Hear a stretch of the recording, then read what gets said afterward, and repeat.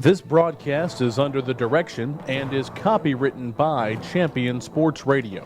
Any rebroadcast, retransmission, or use of the audio stream, and any and all other use of the accounts of this broadcast without the direct written consent and permission of Champion Sports Radio is strictly prohibited. All rights are reserved by Champion Sports Radio and ChampionSportsRadio.com. This is a presentation of Champion Sports Radio, your home for championship broadcasts.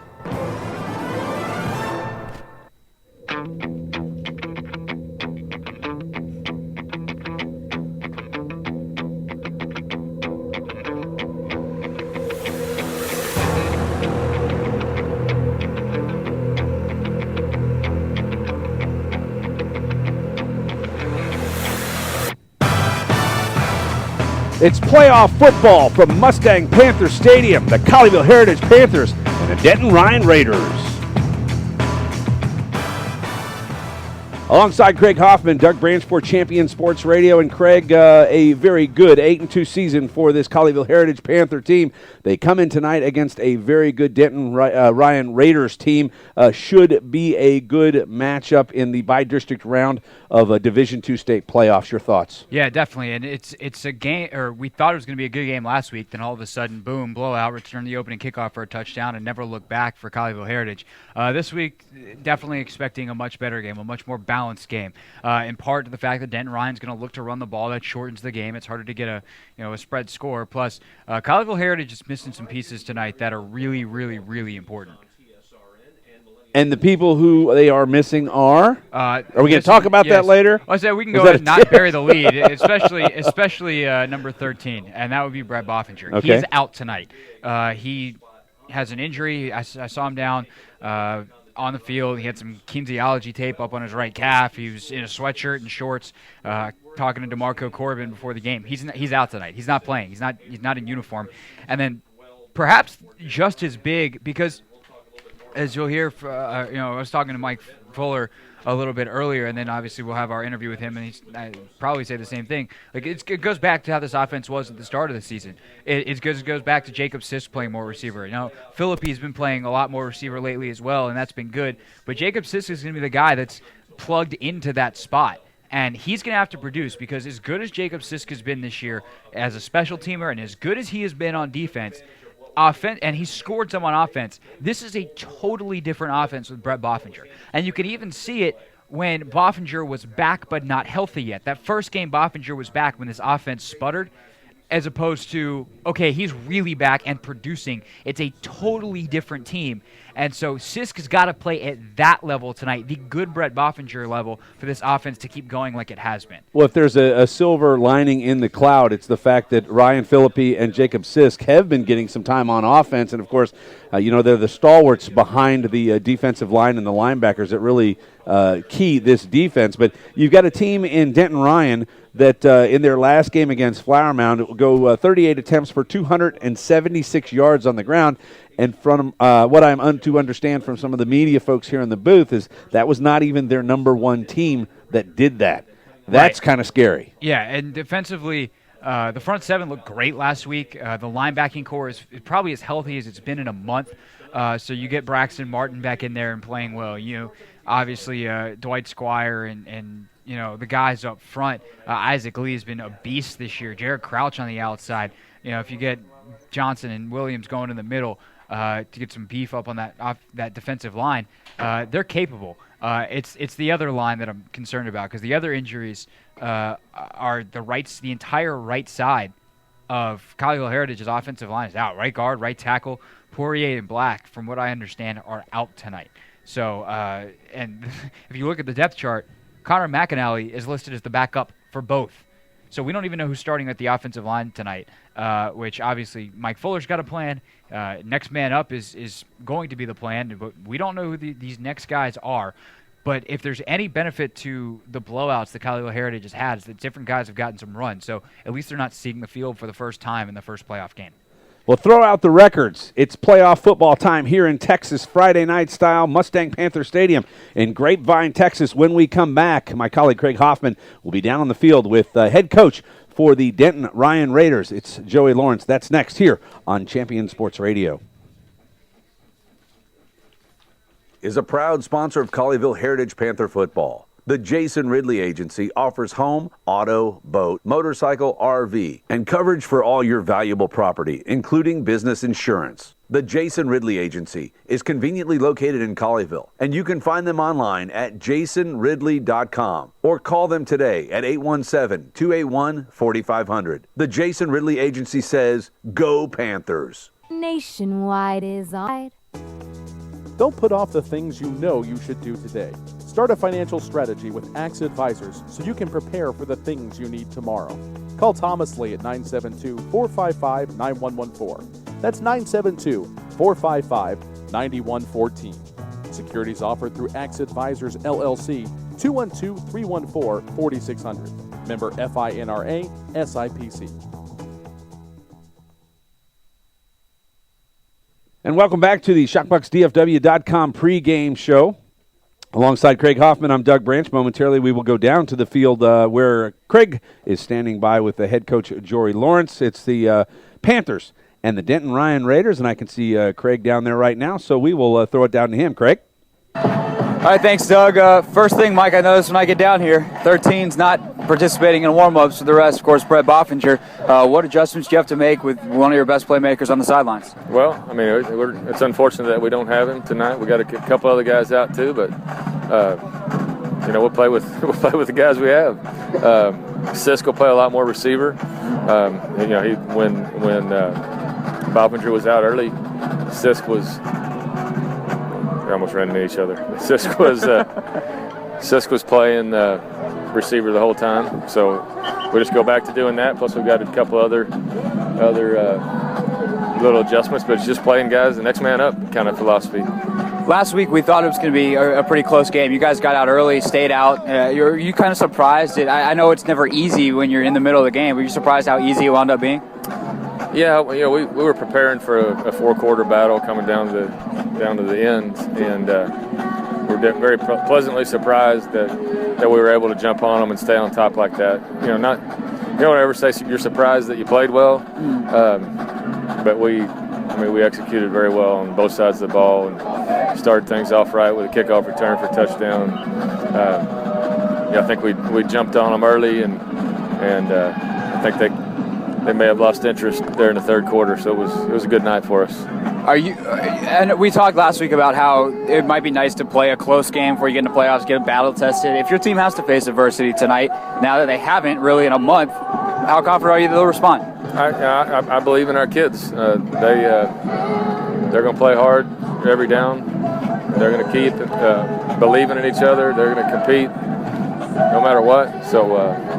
We really don't talk much about the situation. We talk about the next play. So that's hopefully how they'll deal with that tonight.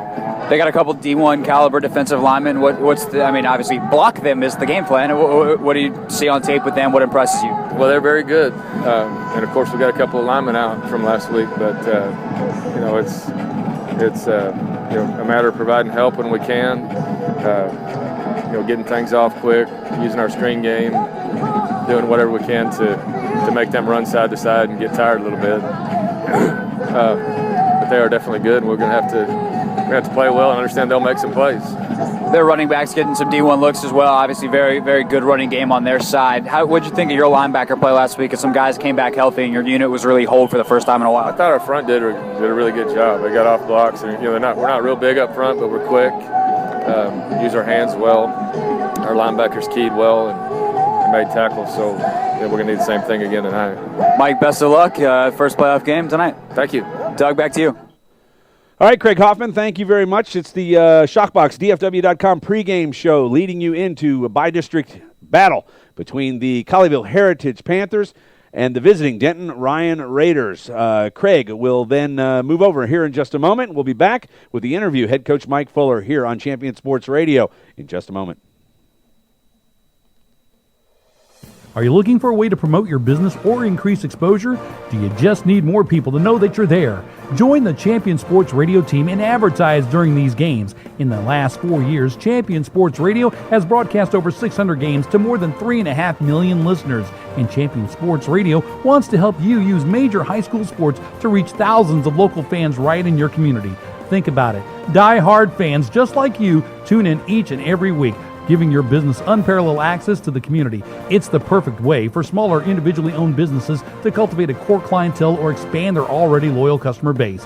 To secure your prime commercial spot during the broadcast, contact Thomas Lee at Champion Sports Radio by phone at 972-741-0334. That's 972-741-0334 or online at championsportsradio.com. Champion Sports Radio, your home for championship broadcast.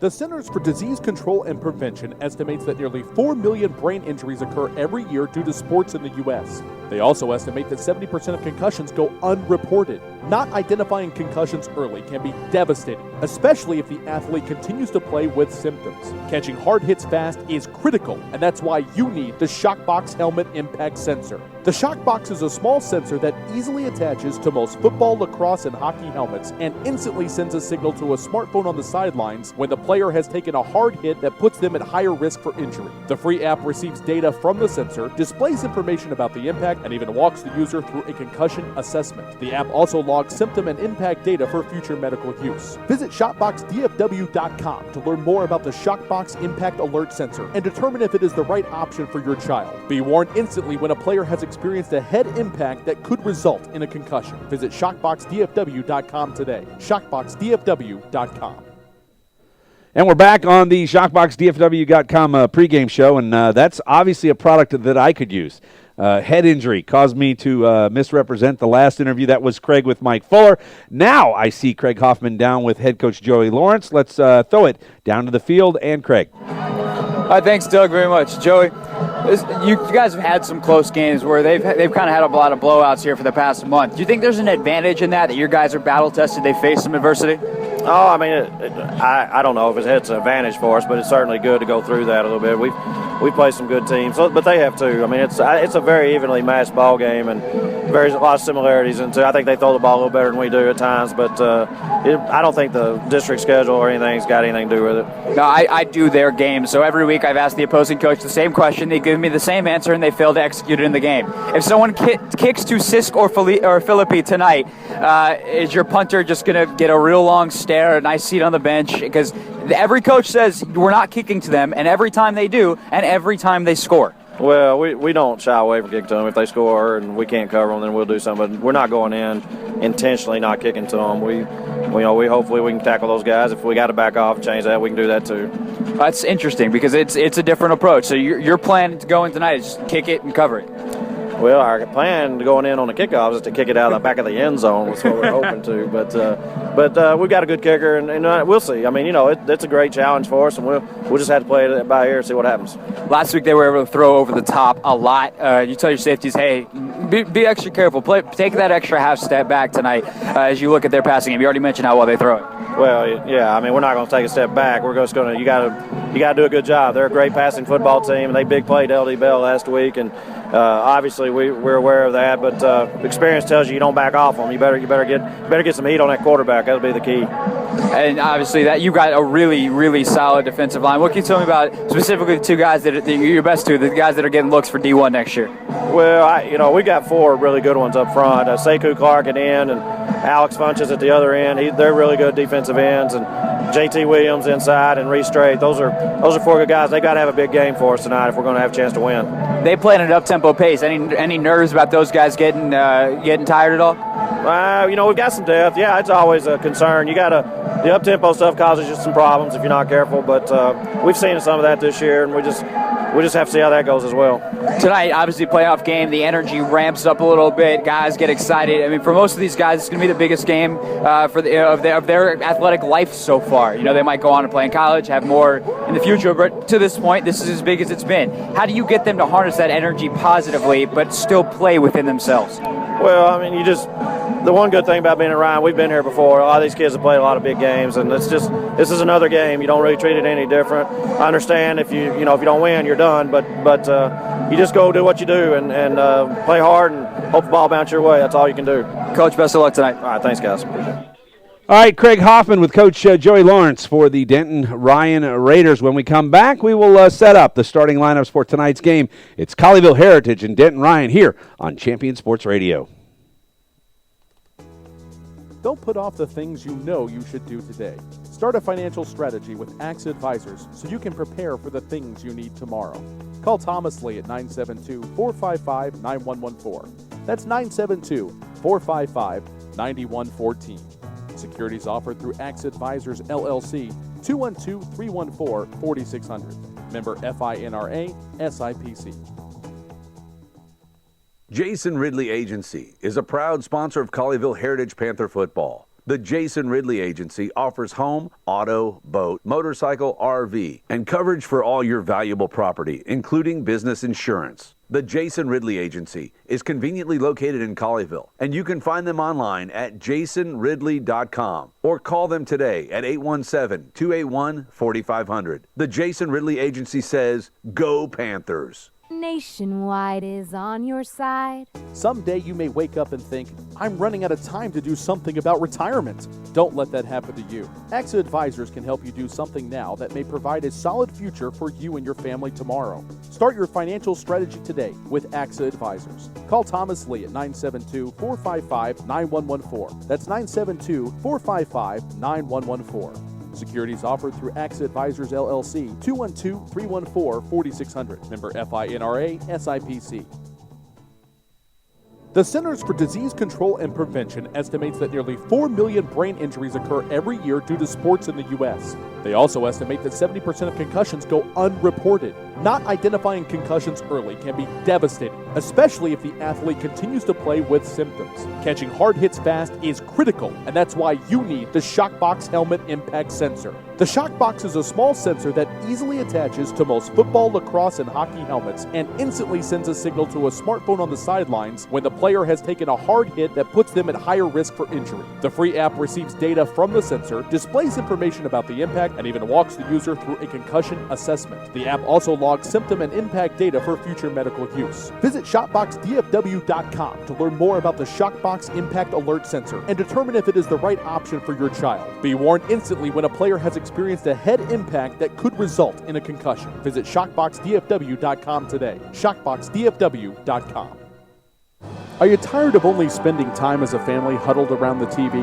Would you like to enjoy some culture with your loved ones without breaking the bank? Then let me introduce you to the Greater Dallas Youth Orchestra. The GDYO provides music education and performance opportunities for musically talented youth, but this is no kids' concert. The GDYO comprises 7 different ensembles made up of over 425 talented musicians ages 8 to 18, representing more than 50 communities in North Texas. You won't believe how amazing these ensembles sound until you hear it for yourself. So join them for one of their concerts at the Meyerson Symphony Center or Dallas City Performance Hall. For more information on how to make a donation, as well as a listing of upcoming GDYO concerts, visit gdyo.org. And if you know a talented young musician interested in an unbelievable experience, auditions take place in the spring. Connect with the Greater Dallas Youth Orchestra on Facebook, Twitter, LinkedIn, and at gdyo.org. If you're a basketball parent or coach, you need StatGeek, the simplest way to keep stats ever created. Our easy-to-use iPad app turns anyone into a professional statistician, and all they have to do is simply follow the ball. Produce full and accurate box scores and play-by-play reports. Send accurate stats out to your fans, media, or recruiters. It's sports statistic collection redefined. StatGeek is available right now in the iPad App Store for just $4.99, and there are team fundraising opportunities available as well. On the web at statgeek.com. StatGeek, keep your eye on the ball. Stay up on all the latest news about the teams you care about and know when your favorite games are on the air thanks to Champion Sports Radio social media. Either follow at Champion Sports on Twitter or like our Facebook page at facebook.com/championsportsradio, and you will know what time your game starts, who was named Player of the Week, or what your school's alumni are doing in college. That's on Twitter at Champion Sports and facebook.com/championsportsradio, your home for championship social media. When you want to build something, how do you start? With a plan, right? That's what AXA Advisors is about. We work with individuals and small businesses to help build financial strategies that get them closer to the things they want to achieve in life. Start right by starting your financial strategy with AXA Advisors. Call Thomas Lee at 972-455-9114. That's 972-455-9114. Securities offered through AXA Advisors LLC, 212-314-4600. Member FINRA SIPC.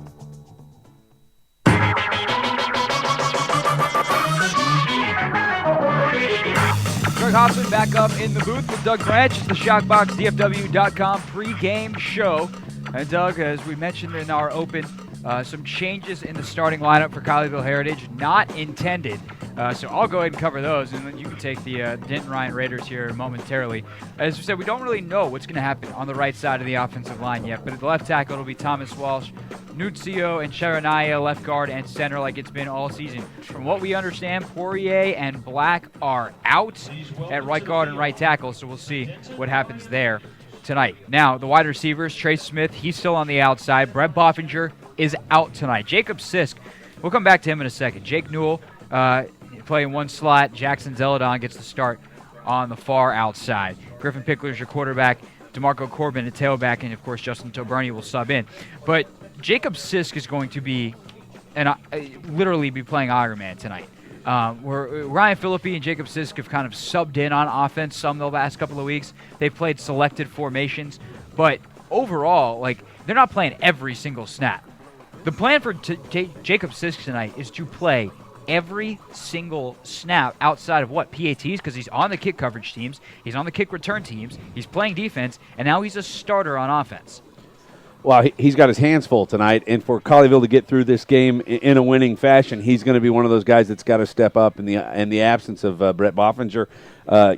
Maybe the biggest news is not necessarily that Boffinger's not going to be there, because you've got some very able-bodied receivers out there for Colleyville, but the bigger news may be that right side of the line, because as you look at the defense, this Denton Ryan defense, there are no small fellas out there.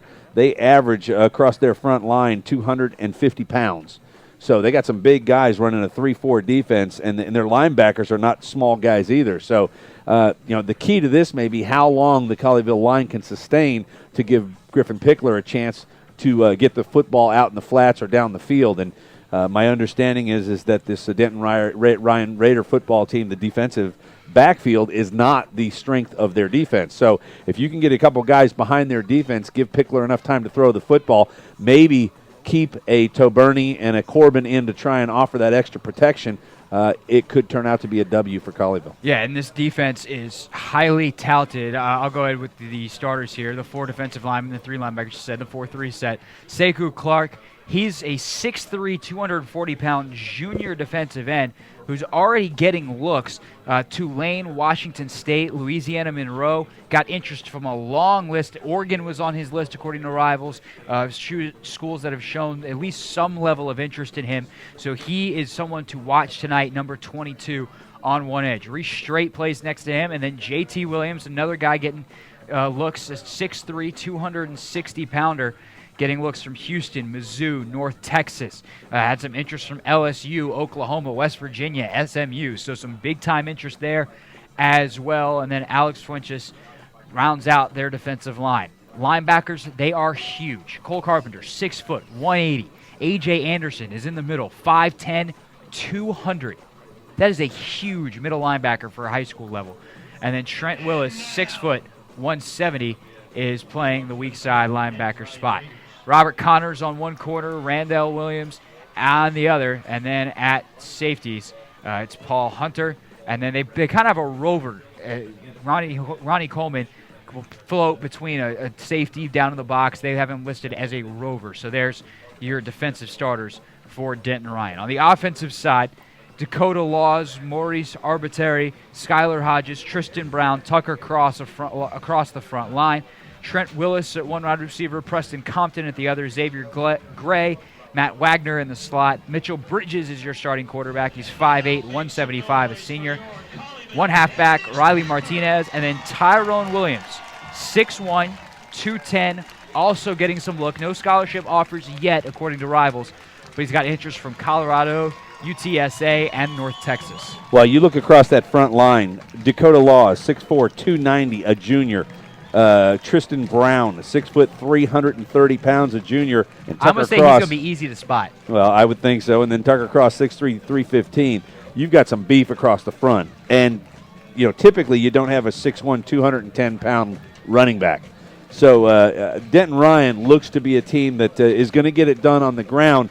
The big question for Colleyville is their defense going to be able to stop them? We'll get to their starters in a second. Real quick Charlie Weiss anecdote for you. Last year, Charlie was asked, I covered KU football last season when I was working up in Lawrence, and he was asked, why do you run right so much? And he goes, senior, talking about his right guard and his right tackle. Well, if you were to go ask Joey Lawrence, hey, why do you run right so much? 330 and 315, right guard, right tackle, Tristan Brown, and Tucker Cross. Defensively, it's the 3-4 that we're very familiar with at this point. Those are some Holsteins, if you know what I mean. They're large. Whatever fancy words you want to use, I don't care. Well, they're Holstein large. is a rather large cow. Sure. Big Just boys. Hosses. Grande. Their nickname, size, not ironic. Across the defensive line, 3-4 for Colleyville Heritage. Isaac Lee, Jason Williams, Dwight Squire, and then the outside linebacker, Jared Crouch on one side, Jared Valley on the other. Braxton Martin, Sumzik will split time at one linebacker spot. Crosby has the other. Hunt, Sisk, Philippi, Felix across the back of that defense. We know those guys by now. Going to have to stay fresh. It's going to be interesting tonight. If this gets to 60-minute game, how do they respond to adversity? And are they conditioned to play 60 minutes? I think that's one of the biggest questions tonight for Colleyville Heritage. Well, you're exactly right. I'd hate to say this game is going to be won in the trenches, but this may be one of those games that literally is won in the trenches. You've got Colleyville, obviously, with a couple guys down on their right side. This Denton Ryan defense. Now, 250 across the front is not quite 330 like they have on the offensive side. But if it's 250 with size and speed, that could be trouble for Griffin Pickler. We know he can run the football. We know he can use his feet to get out of trouble a little bit. But what we don't know is how this offense is going to run with two replacements. We'll take a timeout now from the DFWShockbox.com pregame show. They've had the flip. We'll let you know who's won it, what we're doing, and all the good stuff going on here at Mustang Panther Stadium. Alongside Craig Hoffman, Doug Branch, Champion Sports Radio's coverage of Colleyville Heritage Panther football continues after this. The Centers for Disease Control and Prevention estimates that nearly 4 million brain injuries occur every year due to sports in the U.S. They also estimate that 70% of concussions go unreported. Not identifying concussions early can be devastating, especially if the athlete continues to play with symptoms. Catching hard hits fast is critical, and that's why you need the Shockbox Helmet Impact Sensor. The Shockbox is a small sensor that easily attaches to most football, lacrosse, and hockey helmets and instantly sends a signal to a smartphone on the sidelines when the player has taken a hard hit that puts them at higher risk for injury. The free app receives data from the sensor, displays information about the impact, and even walks the user through a concussion assessment. The app also logs symptom and impact data for future medical use. Visit ShopboxDFW.com to learn more about the Shockbox Impact Alert Sensor and determine if it is the right option for your child. Be warned instantly when a player has experienced a head impact that could result in a concussion. Visit ShockboxDFW.com today. ShockboxDFW.com. Never do today what you can put off until tomorrow, right? Now, that's not exactly the saying, but it seems like people would rather do anything other than doing something about their finances. That's why there's AXA Advisors. We work one-on-one with you to create a financial strategy for the things you need tomorrow. Start your financial strategy today with AXA Advisors. Call Thomas Lee at 972-455-9114. That's 972-455-9114. Securities offered through AXA Advisors, LLC, 212-314-4600. Member FINRA SIPC. Are you looking for a way to promote your business or increase exposure? Do you just need more people to know that you're there? Join the Champion Sports Radio team and advertise during these games. In the last 4 years, Champion Sports Radio has broadcast over 600 games to more than 3.5 million listeners. And Champion Sports Radio wants to help you use major high school sports to reach thousands of local fans right in your community. Think about it. Die-hard fans just like you tune in each and every week. giving your business unparalleled access to the community. It's the perfect way for smaller individually owned businesses to cultivate a core clientele or expand their already loyal customer base. To secure your prime commercial spot during the broadcast, contact Thomas Lee at Champion Sports Radio by phone at 972-741-0334. That's 972-741-0334 or online at championsportsradio.com. Champion Sports Radio, your home for championship broadcast.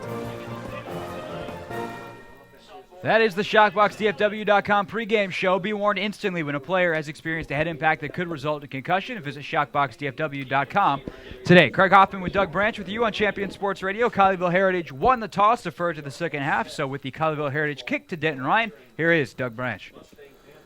From our right to our left, wearing red with black pants, it's Max Allen. Right foot is into the ball, and we're underway. A knuckler. This one gets all the way into the end zone, and they're going to run it out. Surprising by Denton Ryan, and they actually checked that. Because it's into the end zone, it's a dead ball.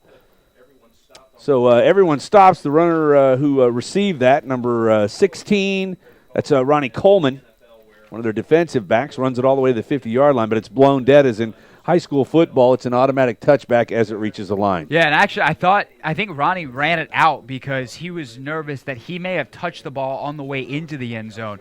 But since he never possessed it, I guess the refs deemed, or that either they deemed he never possessed it because, obviously he didn't have full possession, but he touched it, that he totally whiffed on the ball, and the ball was dead when it crossed the line.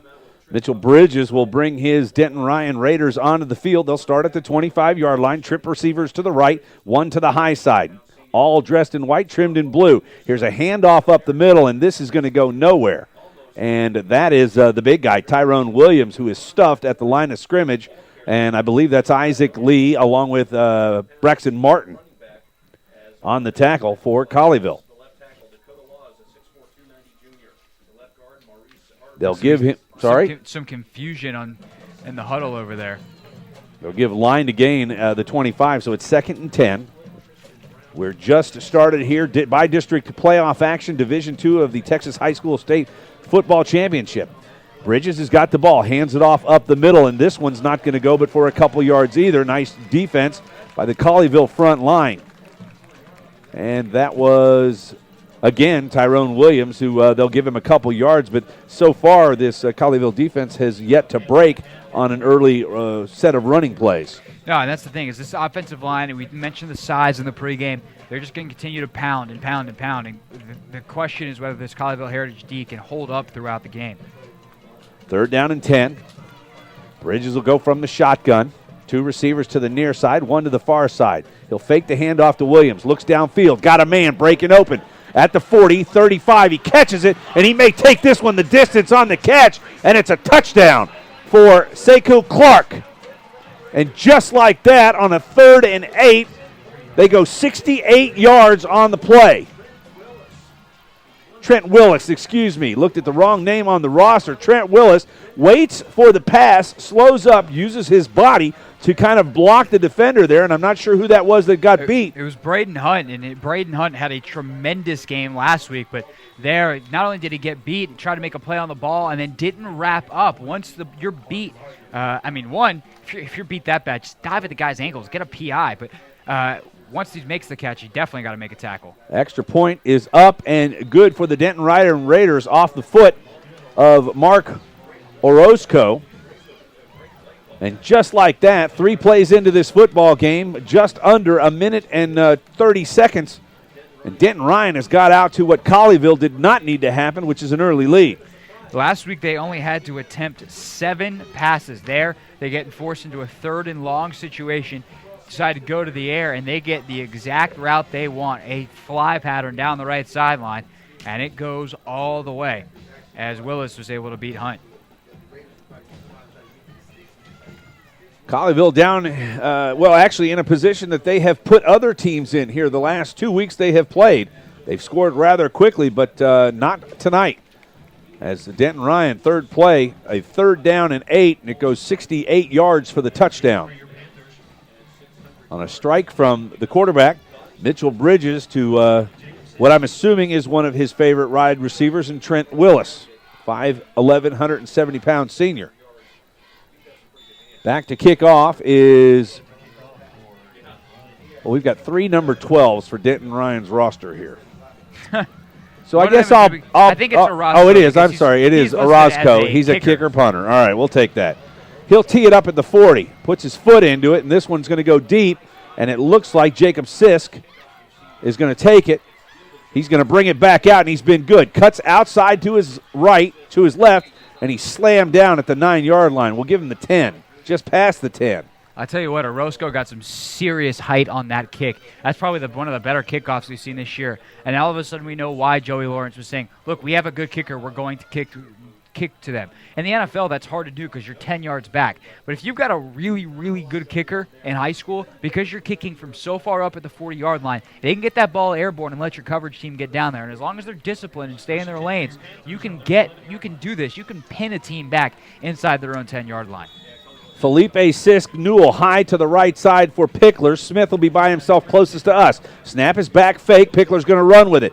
Got a block in front. Got a few blocks. Now he's back across the line. Here comes a block, and he's not going to quite get the corner, but he may get maybe a yard or two. He probably ran 35 to get it.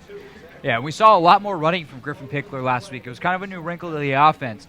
Some of it was planned, some of it was not. There shows the ability to do so. The problem was it was all lateral.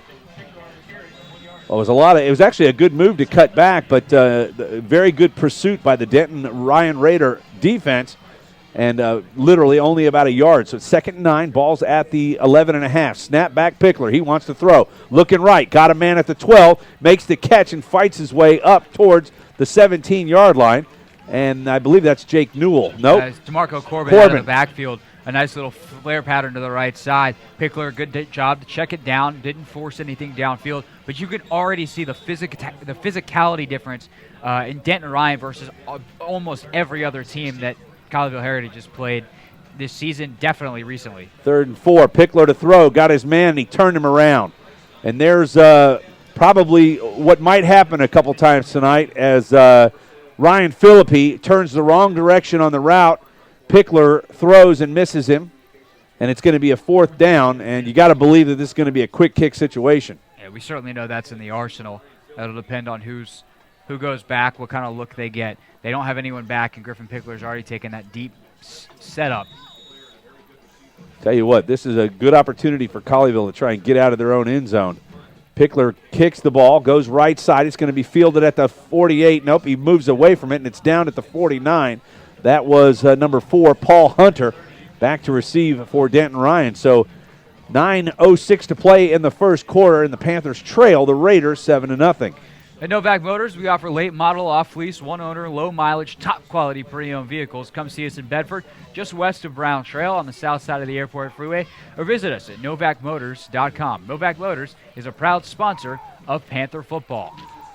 Mitchell Bridges will bring his offense back onto the field. This time they start a good almost 25 yards closer to the Colleyville end zone than they did in their first possession. 2 receivers to each side, snaps back, looks left, throws the screen out to the left-hand side, across the 50 and into Colleyville territory down to the 44-yard line. Trent Willis, who caught the touchdown just a moment ago, picks up that one, and he's going to take himself out of the game as he's shaken up. Coming in to replace him is Preston Compton. Yeah, and that time Braden Hunt made a tackle. He planted him down at the 44-yard line. Perfect form tackle. Looked like he may have knocked the breath out of him. Bridges back in the shotgun. 3 receivers to the near side. Easy for me to say. I hate when I have receivers. Receivers or receivers. Unless to say they're football players. Williams will stand to the left of the quarterback. Bridges takes a snap, hands it off. Up the middle, he'll ride his back in, and he may have gotten to the first down marker. It looks like the officials will mark it at the 42, which will be good for a Raider first down. And again, just 3 yards in a cloud of dust is all they needed there, and they certainly got it. Moved the sticks forward a little bit. They haven't actually, let's see. This is going to depend on the spot. They have not moved the chains yet. I think they're going to mark this short. I'm thinking if I were the coach over there, I'd be asking for a measurement. Yeah, I would too. That's right on that line. It looks like I've seen balls. I've seen balls that were 2 balls farther away that they measured, and they're not measuring that one. So 3rd and less than an inch. Snap, and it's a quarterback sneak, and the pile is pushed way forward behind the 600 pounds of young men. Bridges takes it about 5 yards down to the 38-yard line. It'll be a Ryan Rader first down. Heck, if you can do that every play, they should just do that right on into the end zone. You can get 4 yards on a quarterback sneak. I just run that every down. Well, they got definite beef up there to be able to run behind. I mean, those guys up there, they're on the near side of this offensive line. They are enormous. Jacob Moore comes out. Bridges to throw, throws a fake. Here's an up and out route on the wheel. There's contact, and it's picked off.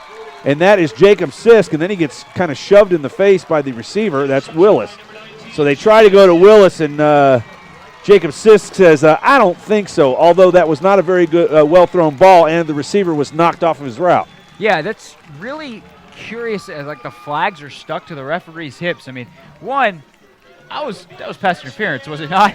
I would have. That was definitely a post-snap or post-play personal foul when you hit a guy in the face. Slap him in the face. Unless he was saying, hey, good play, and that didn't look like a hey, good play from here.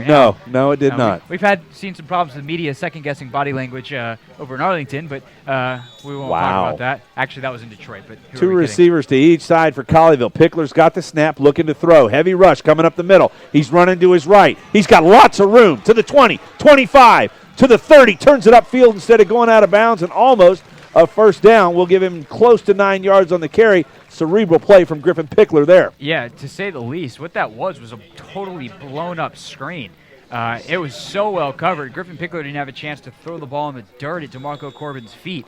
So everyone was going to the left, including the defense, and he said, you want to know what, I'm just going to run the other way. Second, and we'll call it a long one. Snap back, Pickler's got it, looking to throw again. Got a man breaking open, that's Newell, and he throws it way behind him as the defender for Denton Ryan, Cole Carpenter, turns around at the last minute. Good thing he wasn't looking, or that might have been going the other direction. But I wanted to mention, Craig, what I saw about the play before that, the Pickler run, is that the linemen, even though they are big, are not very fast for Denton Ryan. Griffin Pickler was able to get outside to the right side and run away from him, or them. So that's a good sign for him. Here's a snap back, throw out to the right side, and Jake Newell picks it up for 1.5 yards, and that's good for a first down up to the 35-yard line. Yeah, and the mobility of this defensive line, Joey Lawrence kind of hinted at, we've seen some up-tempo stuff this year, so I wonder if getting them involved in a screen game, trying to get them a little bit winded is part of Colleyville Heritage strategy. 3 receivers to the near side, option, pitches it out, Corbin's got it, down the sideline, and he's knocked out of bounds after – we'll call it about a 5-yard gain as he gets right to the 40-yard line. And a nice play as Pickler actually comes inside the left or the right defensive end. I guess the left defensive end for Denton as Pickler went to his right and pitched it behind him as he went to take the receiver. Great late pitch. Here's a bad snap. He handles it, throws it, and it's a shot towards Jacob Sisk that goes right through his hands. Nice defense from Ronnie Coleman right there. And down on the field, I believe, is the center.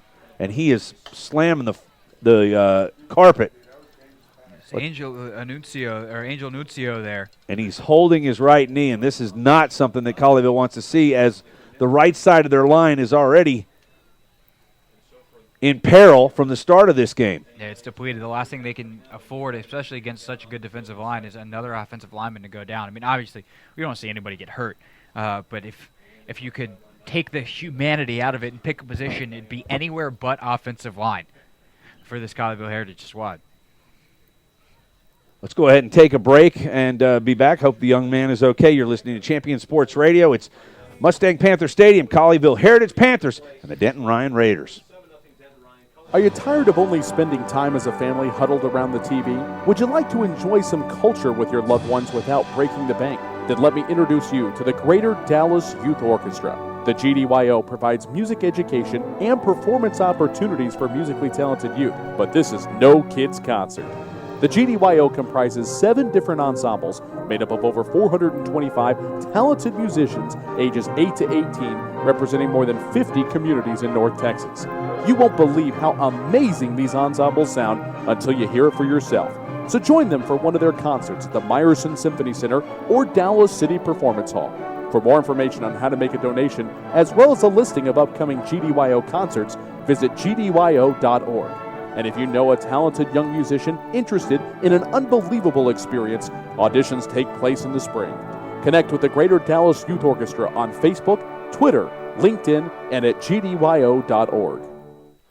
Back in Colleyville, or Grapevine. It's the Heritage Panthers and the Ryan Raiders. Griffin Pickler in at quarterback. And it was actually the left guard. Nuncio, I said center, so Awaya Sharanaya still in. Oh, he's not playing center anymore. We'll reset the line in a moment. We'll set it. Pickler back to throw. Got room up the middle. He's flushed out to the right side. He's got room to run. He turns it up at the 40, and he's going to pick up the first down. Nice job by Griffin Pickler as he goes for 5.5, which is to the 45.5-yard line, and a first down for Colleyville. Yeah, it was a really heads-up, nice play by Griffin Pickler. That spin at the end got him the yardage that he needed. Corbin will set up to the right of Pickler. 3 receivers to the near side. Smith, Sisk, and Newell. Here's a throw, right side. He just tosses it up, and unfortunately, Ryan Philippi is not able to get back to that one. If you overthrow him, that means there was way too much mustard on it. Well, I'll tell you what, I'd like to see if they're going to run that, Pickler to try and throw it more towards the edge, to the sideline, to make it where Philippi is the only one who's got a chance at it, because the safety there was just as close as Philippi. Had it been thrown on target, it could have been a catch. Second down and 10 in fairness, from the 45. No one really had a chance at it. So. Not really. He kind of let that one go without a purpose. Looking left to throw. Got a man, and he overthrows him. It's picked backside by number 4 for Denton, Paul Hunter. Hunter's got it to the 45, to the 30, and, well, actually to the 35, then to the 30, and there's an interception. And puts the Ryan Raiders in great position right at the 30-yard line on a turnover by Colleyville, and another player down on the field for Colleyville. That happened during the return. Looks like another lineman, too. Or no, is that? That's the DeMarco Corbin, I believe. Jacob Moore is coming in. Of course, Moore just called up from the JV squad. Now he's a starter on the defensive end with the injuries that have happened to this Colleyville Heritage squad. Cannot get a number. It looks like a knee. Yeah, they're pushing they're down. Saying I'm saying 52 or 25. Hunter Macias, he was in. I'm just now trying to see who's on the offensive line. We couldn't even get it all straight there. I mean, yeah, Thomas Walsh over at left tackle, Carol Prezak. I hope I'm saying that right because I don't think he's played all year. Sophomore, he was in at center. And Mike Fuller's he's standing out over his injured player right now with his hands on his hips going, are you kidding me? Depleted already with injury. Again, Brett Boffinger is missing this game. Offensive line has been depleted. There's been some linebacker injuries the past couple of weeks. And this is not the time of year that you want to see your team falling apart. Thanks to their captain obvious as we're in the first round of the playoffs. I like that. Credit to Captain Obvious. I mean, I hate when announcers say, well, it was a really bad throw. No, it's an interception. I thought it was just fantastic. Well, he did. In fairness, Pickler overthrew the receiver. No, I was saying in general, like when announcers say I got obvious things. I got you. That throw, I mean, it was a corner route, and he simply overthrew it. It was poor execution. It was a good idea. If the throw is a little bit more shallow, Jacob Sisk can round off his route, not round off, but square off his route a little bit more, flatten it out a little bit, run into the hole. And that is, sorry about that, Craig. That is your center, Awaya Sharanaya. So now 4 of the starting 5 are down on the Colleyville line, and he is putting 0 weight on that right leg. Yeah, and as I said, he would actually move to one of the guard positions because of the reshuffle, but he was the starting center for every game this year. So all right, continue to shuffle. Defense has got to do something. Here's a handoff, running left-hand side, number 28 for Denton. That's Maurice Gordon. He's a junior running back, and Gordon is going to be knocked down at the line of scrimmage, so really no gain right there as the defense is doing its job to try and keep this a 7-0 Denton Ryan Raider lead. And this is a play-making defense. I mean, Sisk had the interception on the last drive, and then, of course, the interception goes over his head as he's playing receiver on the offensive side, but this is definitely a playmaking defense. There's penalty apparently on the play. I didn't see a flag, but all of a sudden the ball is magically being moved up 15 yards. I'm going to guess that was a face mask, even though it didn't look like a face mask on Colleyville, as we now have our field mic back operating. Hello, outside world. And then they call a penalty and blow the clock going, so that's interesting. Here's a fake handoff. Bridges has got it, and Isaac Lee is playing Superman cape, riding him down for no gain, maybe a loss of a yard. By the time he got that ball out of the mesh point, he was toast. Isaac Lee on top of it. It wasn't even a bad read. It was just a matter of Isaac Lee just made a play. Tell you what, got a chance while we were in the pregame show to watch the kicker for this Ryan Raider team, and he was readily making 52-yard field goals with no problem. So they are well within field goal range if the Colleyville defense is able to hold. Snap back, it goes straight back. Wildcat, here's a flip and a pitch out to Bridges on the quarterback around the corner, and he's going to score. And they go to trickery, but it works out.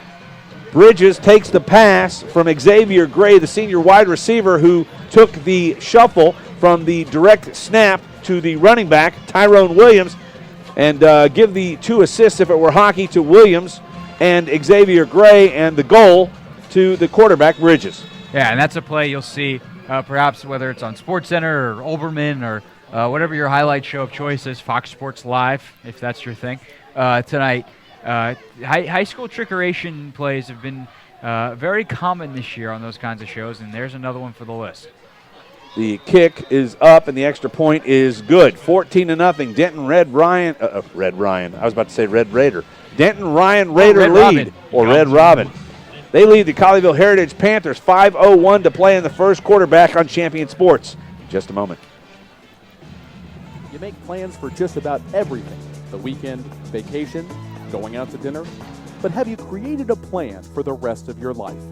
Start your financial strategy today with AXA Advisors. Call Thomas Lee at 972-455-9114. That's 972-455-9114. Securities offered through AXA Advisors LLC, 212-314-4600. Member FINRA SIPC. Jason Ridley Agency is a proud sponsor of Colleyville Heritage Panther football. The Jason Ridley Agency offers home, auto, boat, motorcycle, RV, and coverage for all your valuable property, including business insurance. The Jason Ridley Agency is conveniently located in Colleyville, and you can find them online at jasonridley.com or call them today at 817-281-4500. The Jason Ridley Agency says, Go Panthers! Nationwide is on your side. Back at Mustang Panther Stadium, ball is put into the air by Orozco, and Phillippe's going to pick it up at the goal line. He comes forward to the 22-yard line, and he's dropped as he gets to the 22. And the story so far of this game has been a little bit of trickeration and what we did not expect from the Denton Ryan Raiders, which was to score through the air. They've done it twice, and they lead 14-0. Yeah, well, it's just a 3rd and long play. They had to put it up, and they got one-on-one coverage on the outside, and their man Willis won. That one, I mean, it was such an interesting play, such a smart play. It's very similar to something that Colleyville Heritage actually ran last week. Your quarterback kind of pretends like, oh, what's going on? And instead of, then all of a sudden snapping the ball and him being the other one paying attention like last week, there, he basically motioned out to become a tight end. Your running back becomes your quarterback, and then from there, it's a reverse pass. Snap back to Pickler, fakes the handoff to Doburney over the top, Newell, and misses him. And that hits one of the defensive backs. That's Trent Willis right in the middle of the chest, and unfortunately, as a wide receiver, he's trying to use his hands to catch it, and it doesn't work out, so it drops as an incomplete pass. It'll be 1st or 2nd down. And 10 from the 20. They've marked it at the 23. Yeah, that one hit off Jake Newell and then got to Willis in a different angle than he was expecting. Otherwise, he probably goes ahead and grabs that. But Griffin Pickler doesn't look like the Griffin Pickler we've seen the last month. Well, and he doesn't have his line in front of him that he's used to having. Here's a snap, throw, quick one out to the right. It's caught, and I believe that was Jacob Sisk, maybe Ryan Phillippe, or Jackson Zeladon. I'll get it right. Somebody was out there wearing a red jersey. They caught a football, and they have a first down. Those numbers are small. Hard to see even with my special binocular goggles on. But Zeladon picks it up, and it's a first down, so Colleyville able to move the football. The front line consists of a number of folks you have not heard. Connor McNally is in there at one right tackle. The left tackle is Thomas Walsh. Here's a pass up the middle. Newell's got it. He catches it, breaks away, 50. He's to the 45, tries to turn the corner, and he's drugged down inside the 40-yard line down to the 38 by Elijah Allen. Nice job by Jake Newell, and it looks like Colleyville's going to try to go to the quick hits to offset the pass rush. So if you can get the linemen to just hold their position for a 2-3 count, snap the football out to receiver, pick up 10 yards at a snap. From the 39, Pickler will look to the sideline to Burney to his left. Smith Sisk, Newell, and I believe Zeladon on the far right side of the receivers. He's going to look right. That's Pickler. Throws out. Jake Newell's got it, and he's run out of bounds after about a 3-yard gain, close to the 35. And I think we finally got the line down, at least for now. McAnally's at right tackle. Patrick Blazingame, he's at right guard. He's just a sophomore. Trey Poirier, he's just a sophomore. He's at left guard. Left tackle's Walsh, the senior, and then Karel Prazak is the center. Well, right there, Griffin Pickler trying to hit Jake Newell or Jackson Zeladon. Could not tell who it was supposed to go to, but somebody did not run the proper route as they ran the defense right into that passing lane. And it's an incomplete pass. It'll be 3rd down and a long 7 from the 36-yard line. DeMarco Corbin back into the game. They'll split 2 receivers to each side. So far, the running game has been non-existent except for Pickler on scrambles. He'll mark his feet at the 42-yard line. Snap is back. It's a good one. Back to throw. Plenty of time. Got a man over the middle. And it's DeMarco Corbin, and what a catch! He lays out and he catches it at the 12-yard line. What a catch by the running back who comes out of the backfield, and that one goes for 30 yards. And what a throw, too. And I don't know whether that was a good throw or a lucky throw, but it landed in the middle of 3 dudes, and the only person that could catch it was DeMarco Corbin, and he can only catch it if he dove. Quick snap, handoff to Corbin, going up the middle and give him maybe 4 yards on the carry.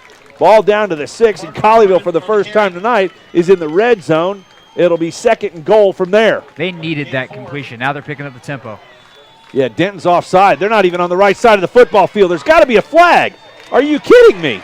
And it's a touchdown. How do you not throw a flag when 17 thinks he's on offense? I haven't figured that one out yet. Now the official from the far side is coming in. Then again, they've called a penalty without throwing a flag already once tonight. All right, let's see what it is. Yeah, indeed. The flag is down on the far side. There, it's floating around the offside. line. I see it. I'm going to say he's standing on the he looked like an offensive receiver. Yeah, he just dropped the flag. He did not throw the flag, which is not how that's supposed to work. Corbin went for, I believe, 6 yards. Was that right on the carry? Sounds good to me. 6 yards in the touchdown, and with the Max Allen extra point, it'll be a 7-point game. Nice drive by Colleyville to come back. Allen gets his right foot into it, splits the uprights, and the PAT is good. So with 3:36 to play here in the first quarter at Mustang Panther Stadium, the Ryan Raiders lead 14-7. Back on Champion Sports in a moment. Are you tired of only spending time as a family huddled around the TV? Would you like to enjoy some culture with your loved ones without breaking the bank? Then let me introduce you to the Greater Dallas Youth Orchestra. The GDYO provides music education and performance opportunities for musically talented youth, but this is no kids' concert. The GDYO comprises 7 different ensembles made up of over 425 talented musicians ages 8 to 18, representing more than 50 communities in North Texas. You won't believe how amazing these ensembles sound until you hear it for yourself. So join them for one of their concerts at the Meyerson Symphony Center or Dallas City Performance Hall. For more information on how to make a donation, as well as a listing of upcoming GDYO concerts, visit gdyo.org. And if you know a talented young musician interested in an unbelievable experience, auditions take place in the spring. Connect with the Greater Dallas Youth Orchestra on Facebook, Twitter, LinkedIn, and at gdyo.org. Back at Mustang Panther Stadium alongside Craig Hoffman on Champion Sports Radio. Max Allen puts his foot into the kickoff from the 40. It's going to be received at the 1-yard line by Ryan. Coming forward, he'll cut to the 22, and now he's got a break. If he gets outside, he's gone, but he's going to be tackled there at the 41-yard line, and I did not get a number of the returner. I believe it's 16. And that is Ronnie Coleman. Yeah, Ronnie Coleman there. You just said, Doug, if he could get back to the outside, but he got slowed up as he came up the seam of the field, and Nick Felix was able to track him down from behind as he got slowed up in the hole. But if he could have just popped out of the other side of that hole, it was a race between him and Max Allen to the sideline and then down to the end zone. And Ronnie Coleman would have won that race. And maybe what Mike Fuller needs to do is the opposite of Joey Florence, which is don't kick the football off to the guys back deep, because they are very good returning the football. Bridges will take it. 2 receivers to each side. Hands off. No, he doesn't. He's got it rolling left, looking for a man. He's going to be swallowed up in the backfield. Nice job by the Colleyville defense as Jared Vallely was back there. along with Nathan Crosby. And this Colleyville Heritage defense is so athletic. I mean, if Denton Ryan runs the ball and is able to just fire off how many times we talked about this year? Offensive linemen like to run because they can fire off the ball and go hit somebody. They're going to have the advantage. On passing situations, Colleyville Heritage, I think, has the advantage, though. Bridges fakes the throw. He's going to run forward and pick up about 5 yards. That'll get him across the 45 to the 46. And excuse me to the Crosby family, your son is not Nathan, it is Max. Sorry about that, Mr. and Mrs. Crosby. You know, I was thinking of Bing. I believe Bing Crosby had a son that was Nathan. Anyway, good family to be named after. Bing, you know Bing Crosby? Are you old enough to remember Bing? I mean, I know who Bing Crosby is, yes. Of a white Christmas. Fine.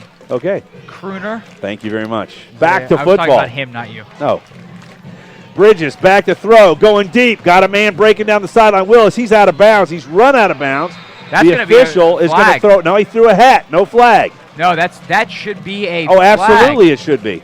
Because he actually jumped back in bounds and catches the ball, and because he was out of bounds. He's the first one. Yep, yes, he's the first one to come back in and touch. That's 100% supposed to be a flag, because if he had just let that ball go, it doesn't matter. Maybe they ruled that he didn't get his feet back down, but to me, he was out of bounds, came back in, caught the ball. That's illegal touching and a penalty that they just have conveniently ignored.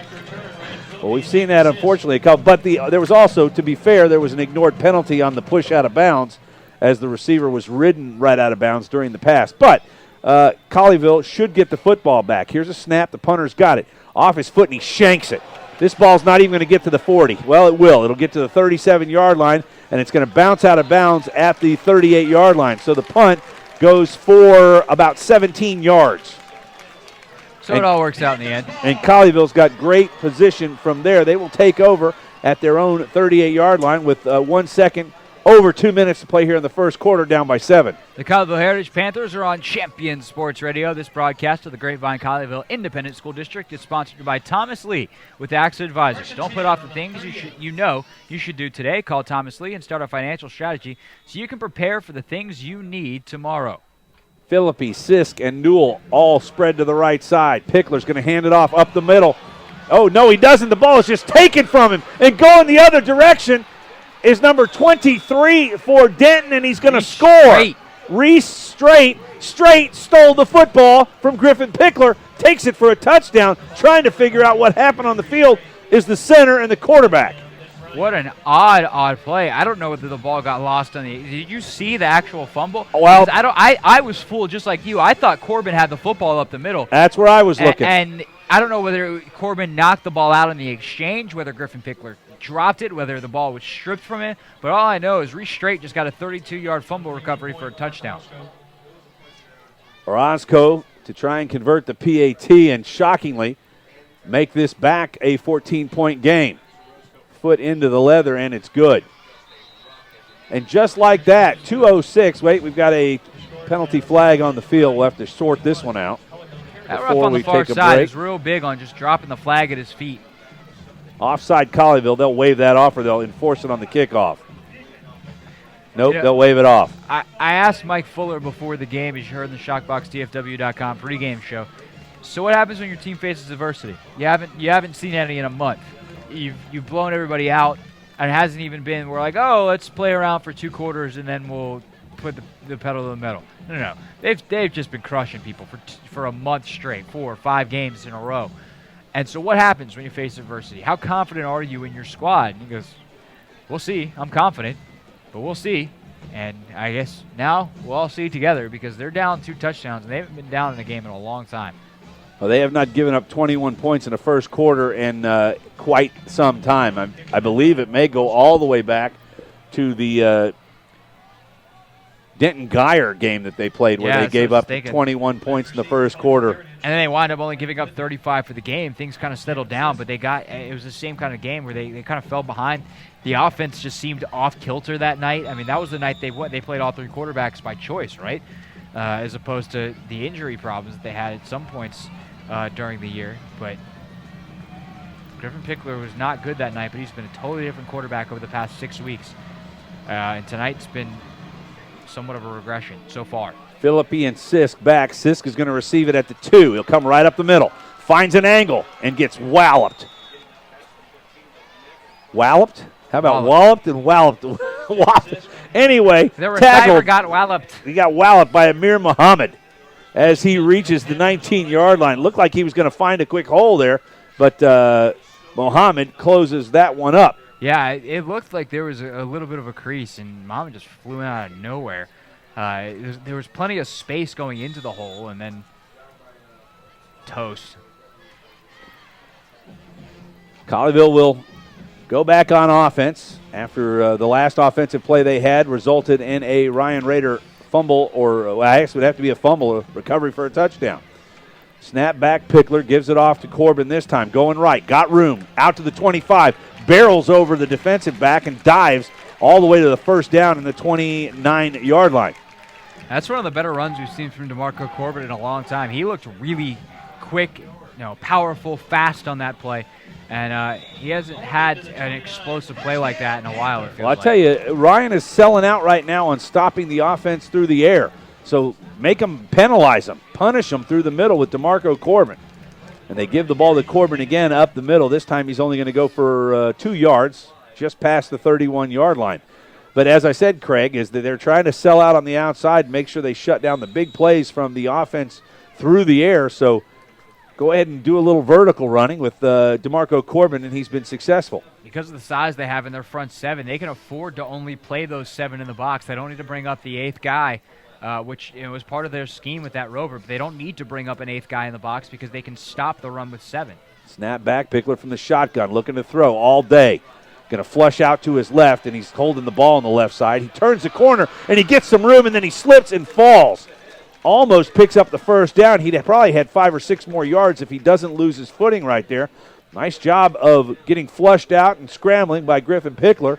Turns a negative play into a positive, and it'll be 3rd down and 1 from the 38-yard line. Such a good play to stay in bounds there, and you're right, Doug. I don't know how big that play would have been, but it definitely would have gotten at least the first down.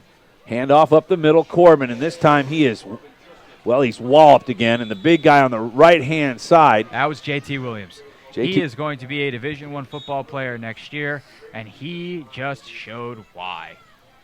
And now DeMarco Corbin. This is actually significant here. DeMarco Corbin lost his helmet on that play. He has to come out of the game. This is a 4th and 1, and you just lost your power running back. Well, I agree. Taberni's in, the diminutive one. But I think they've got to go through the air, or they're going to call a timeout. And I think when they call the timeout right here, they're going to get Corbin back in. Run out of the end of the first quarter. Oh, wait. Oh, we got an interesting play setting up here. It's the end of the first quarter. And was it? It is now. Boy, I'll tell you what, that was about to get interesting right there. The whole offensive line was setting up to the left. There was no one over the ball, though. So I don't know if they paused walking to the sideline or whether there's some trickeration coming. There's intrigue to start the second quarter. There you go. And we'll be back to tell you everything that goes on. It's the Ryan Raiders 21, your Colleyville Heritage Panthers 7 on Champion Sports Radio.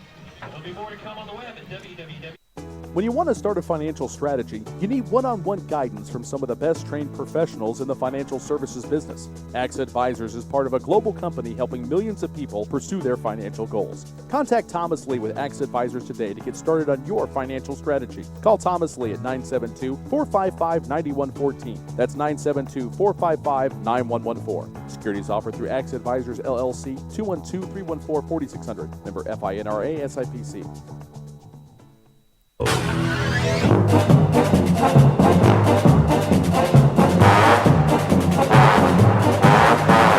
Back at Mustang Panther Stadium. By district action, District 6-5A and District 5-5A. You can leave that up a little. I kind of like a little music there. Alongside Craig Hoffman, Doug Branch on Champion Sports Radio. 3 receivers to the right. It's 4th and 1 from the 38-yard line. Motion, and now it's going to be 4th and 6 as both DeMarco Corbin and Connor McAnally move for Colleyville. And Griffin Pickler, as soon as DeMarco Corbin moved next to him, just put his hands on his helmet going, "What are you doing?" And I don't know whether that was going to be a quick kick or whether that was going to be – I think what that was going to be was a quarterback power play where DeMarco Corbin was the lead blocker and he got a little bit antsy. Well, I tell you what, they set up to do the quick kick here, and they get it off. Ball's going to hit the ground in a big hop and a big advantage for Colleyville as it goes down now 13, 14 yards all the way down to the 15-yard line. So it hit at the 30, gets all the way down to the 15, and that's where the Ryan Raiders will take over on offense, their worst starting position of this game, the 20 or the 15-yard line in their territory. 11:47 to play here in the first half, and the Ryan Raiders stake to a 21-7 lead over your Colleyville Heritage Panthers. Griffin Pickler is heated over on the near sideline. I mean, it was a great kick from him there. And the last quick kick actually was a high spiral. That one more of the traditional line drive, which is what you're looking for, get that bounce. But Griffin Pickler came over to the sideline. He is not happy. I think he liked the play call, liked the look that they had. Never got a chance on 4th and 1. Bridges will go to Williams over the center, and Isaac Lee wraps him up right at the line of scrimmage, maybe give him a yard.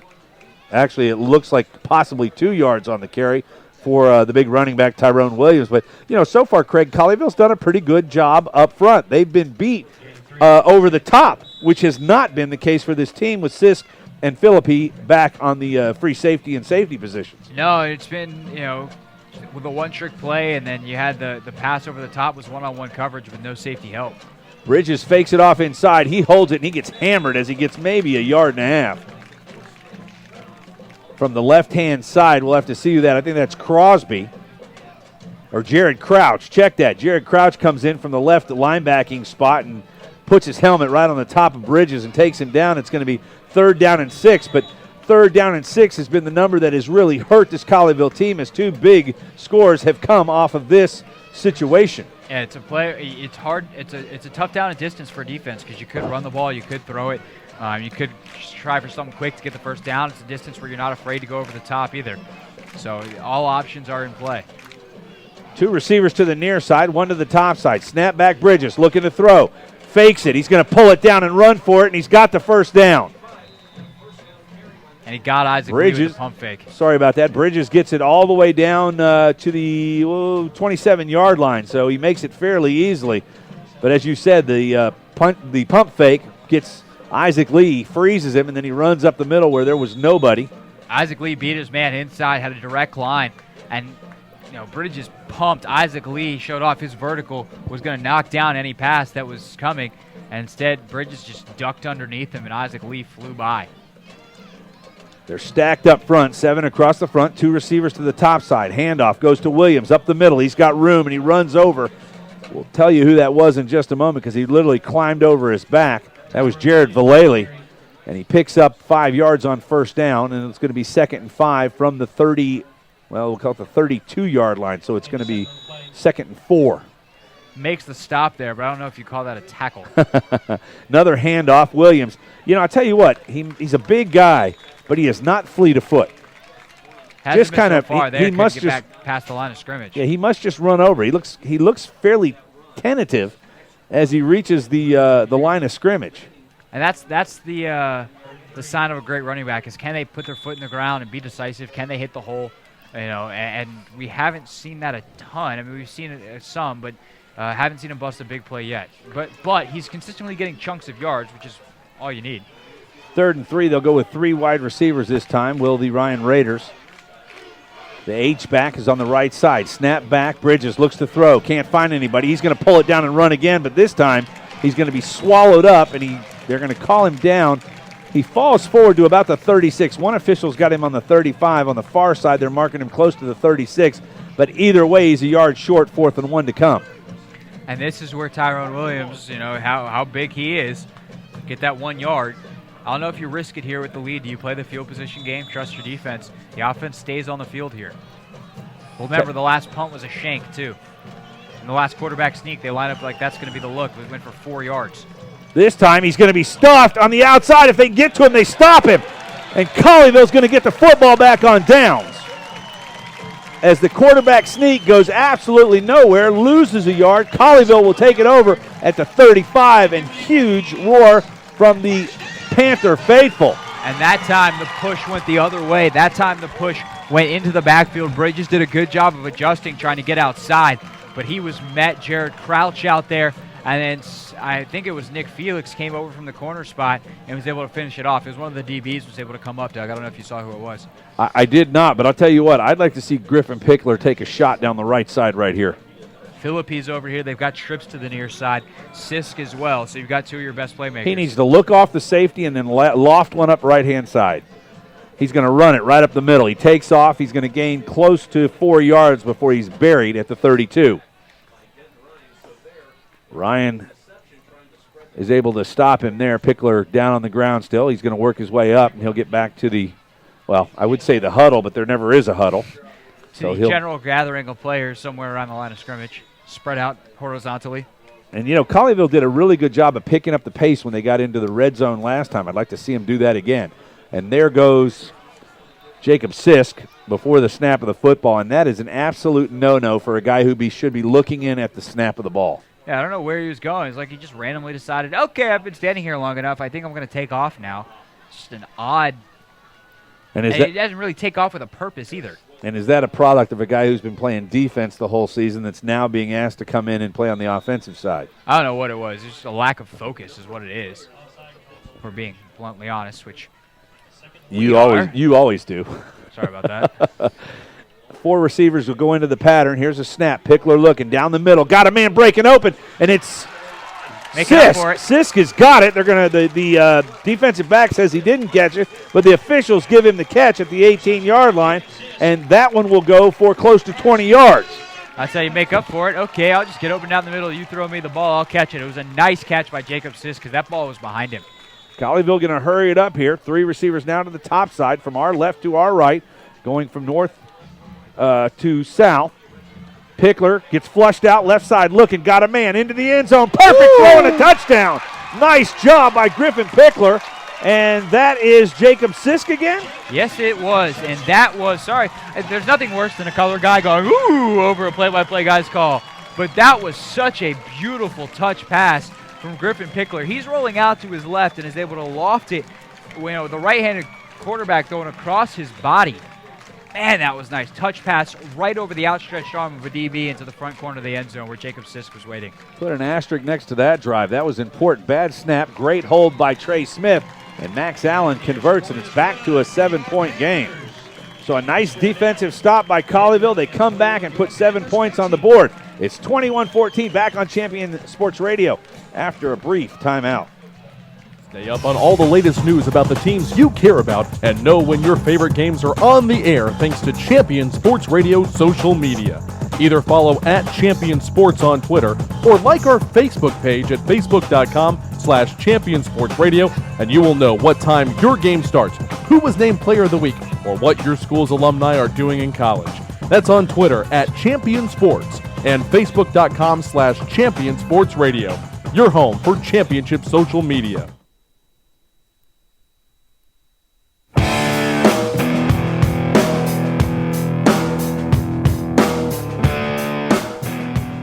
$7:20 to go in the first half. Colleyville has cut it into a 7-point deficit over the Denton Ryan Raiders alongside Craig Hoffman, Doug Branch from Mustang Panther Stadium here in Grapevine.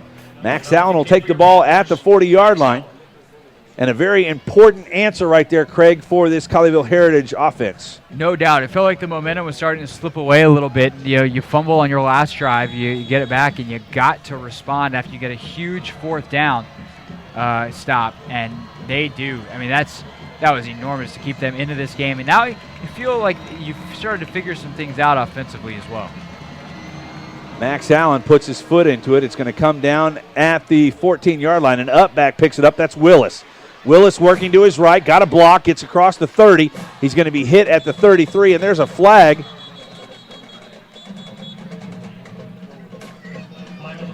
Oh, my goodness. And I'll tell you what this ends up being. The flag on the play is going to be students with their video cameras down on the right-hand side that work themselves all the way out, and an official runs into them. He throws a penalty flag, and I'm going to assume they call that sideline interference even though it's not on the football team. Let's listen. That would be just an awful. No, they're going to pick the flag up. Because it was students that are there or media that's there, they're not going to throw the flag. The official thought he had run into a coach. And you want to know what? That's unfortunate because the media, there's no line. Most of the time, there's a line down there. There's a there's box. a yellow line. That's the soccer field outline. That's not that's not a line where they have to be behind. You don't have to give the technicals of it. Look like there's some dashes down there, but they were right over there, and now they backed them all the way up behind that yellow soccer line, which is a good, almost 5, 6, 7 yards out of bounds. I'll tell you what was funny, though. That's our guy that does not like to throw the ball or throw the flag. Here's a pass out to the left flank. It's caught, and getting close to a first down is Xavier Gray for the Ryan Raiders. He's going to go for 8 yards on the pitch and catch from Mitchell Burgess. Tell you what, Jared Valley there got Bridges, excuse me. Stepped on in the pile. It was inadvertent. But it was big 55 Tucker Cross. He's one of those 300-pound linemen. That couldn't have felt very good. He'll be looking for a new lung. Snap back to Bridges, hands off to Williams, going right. He's got room up the middle, finds a little seam, and he's going to get the first down and about 7 yards out to the 49. You know what? And Tucker Cross just did it again. That might have not been an accident. And now Valley's upset. And Braxton Martin was back there as well and saw it. And they said something to the referee. And they're like, come on, man. The guy's, doing stuff after the whistle. That's just uncalled for. I'm going to task you with watching for that one more time so that we really find out what's going on, if you don't mind. I think I can do that. 2 receivers to each side. Bridges in the backfield from the shotgun. Takes a snap, hands it off to Williams. He's coming left, steps back up. And I'll tell you, for a big boy, he does not have a lot of – and this one's – there it is again. Valley is getting upset as he starts to tangle up with the wide receiver, Matt Wagner. Officials will blow that dead, and we've got a Colleyville Heritage player down on the field holding his chest. It's chest. I don't know if it's chest or collarbone. I think that's Max Crosby. Is that Crosby or is that it might be Isaac Lee? I see a 45 standing. You're right. I know I saw a 4. Yeah, I think that's Isaac Lee, which is obviously would be an enormous loss. He's had such a stellar season at the defensive end spot for them, such an important part of this team. And that's part of, probably why this team is so beat up. And they're going, you're going to do this garbage after the whistles. And so I don't know what the cause was there. That seemed to be just happened naturally, but it's kind of favoring that left arm, which already has a sleeve on it. Yeah, it looks like they're checking for inside, a collarbone. Yeah. Yep. Inside the shoulder pad. We saw Aaron Rodgers in the NFL go out last night. Taj Boyd, Clemson's quarterback, got fallen on and had a bruised collarbone. He says he'll be all right. He's just going to put some ice on it. We hope that's as bad as Isaac Lee's is. Motion, they'll give it off to Paul Hunter. He's going right. Doesn't get a block, and there's a nice play. And that's number 39 for Colleyville. Braden Hunt, who gets over and rides him out of bounds after just about a 1-yard gain. It'll be 2nd and 9 right at the 50-yard line. I'll tell you, since Braden Hunt got beat on that first drive, he's been playing mad. He's had a couple of really big hits. He's coming up and run support.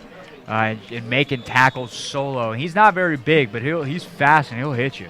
Well, give credit to this Colleyville defense. They have stood up to the much larger line that they are facing tonight in the Denton Ryan Raiders. 5:20 to play here in the first half. Snap back Bridges, looks to throw. Got a man, he's going to run it up the middle, and he's going to get swallowed up. Stuck right in the mouth. And that's number 36, Keandre Johnson, the sophomore lineman, who just absolutely puts his head down and blows up the play. It'll be third. They've got it marked at 3rd down. Now they're moving it to 4th, so it'll be 4th and 11, and Denton is going to punt. I'll tell you what, the line play for Colleyville Heritage, I feel like they're winning the battle of the line of scrimmage on both sides despite the depletion of their own offensive line. They've run the ball well, Denton Ryan has, but overall I feel like Colleyville Heritage is winning the line of scrimmage battle, but they're not winning the game, which is odd. Great kick from Orozco, high spiral. It's going to hit at the 6-yard line, bounce forward, and it's going to get into the end zone. They'll blow it dead right there as it gets all the way across the line into the end zone. Colleyville will take back the football offensively at their 25 when we return. 4:27 to play, down by 7, 21-14. Don't put off the things you know you should do today. Start a financial strategy with Axe Advisors so you can prepare for the things you need tomorrow. Call Thomas Lee at 972-455-9114. That's 972-455-9114.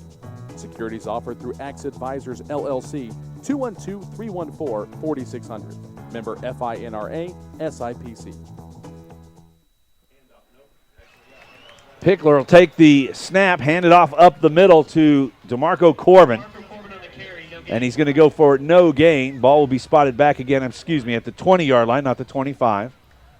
I said the 25 before he took that last break. It's going to be 2nd down and 10. 4 minutes, just over 4 minutes to play here in the first half. You know, if they can kill some significant time here but also get points, that would be huge. And they get the ball to start the second half as well. They won the coin toss deferred, so that's why you do it. Going from our left to our right, that would be northeast to southwest. Colleyville has the football. Red jerseys, black pants. Snap back to Pickler. He looks to throw right down the middle. Got a man, and the whistle's blown as everything kind of goes into slow motion. And we've got a delay a game on Colleyville. Nope, they got the timeout first. Colleyville got the timeout before. We'll go ahead and take it with them. It's 21-14. Ryan over Colleyville. Are you tired of only spending time as a family huddled around the TV? Would you like to enjoy some culture with your loved ones without breaking the bank? Then let me introduce you to the Greater Dallas Youth Orchestra. The GDYO provides music education and performance opportunities for musically talented youth, but this is no kids' concert. The GDYO comprises 7 different ensembles made up of over 425 talented musicians ages 8 to 18, representing more than 50 communities in North Texas. You won't believe how amazing these ensembles sound until you hear it for yourself. So join them for one of their concerts at the Meyerson Symphony Center or Dallas City Performance Hall. For more information on how to make a donation, as well as a listing of upcoming GDYO concerts, visit gdyo.org. And if you know a talented young musician interested in an unbelievable experience, auditions take place in the spring. Connect with the Greater Dallas Youth Orchestra on Facebook, Twitter, LinkedIn, and at gdyo.org.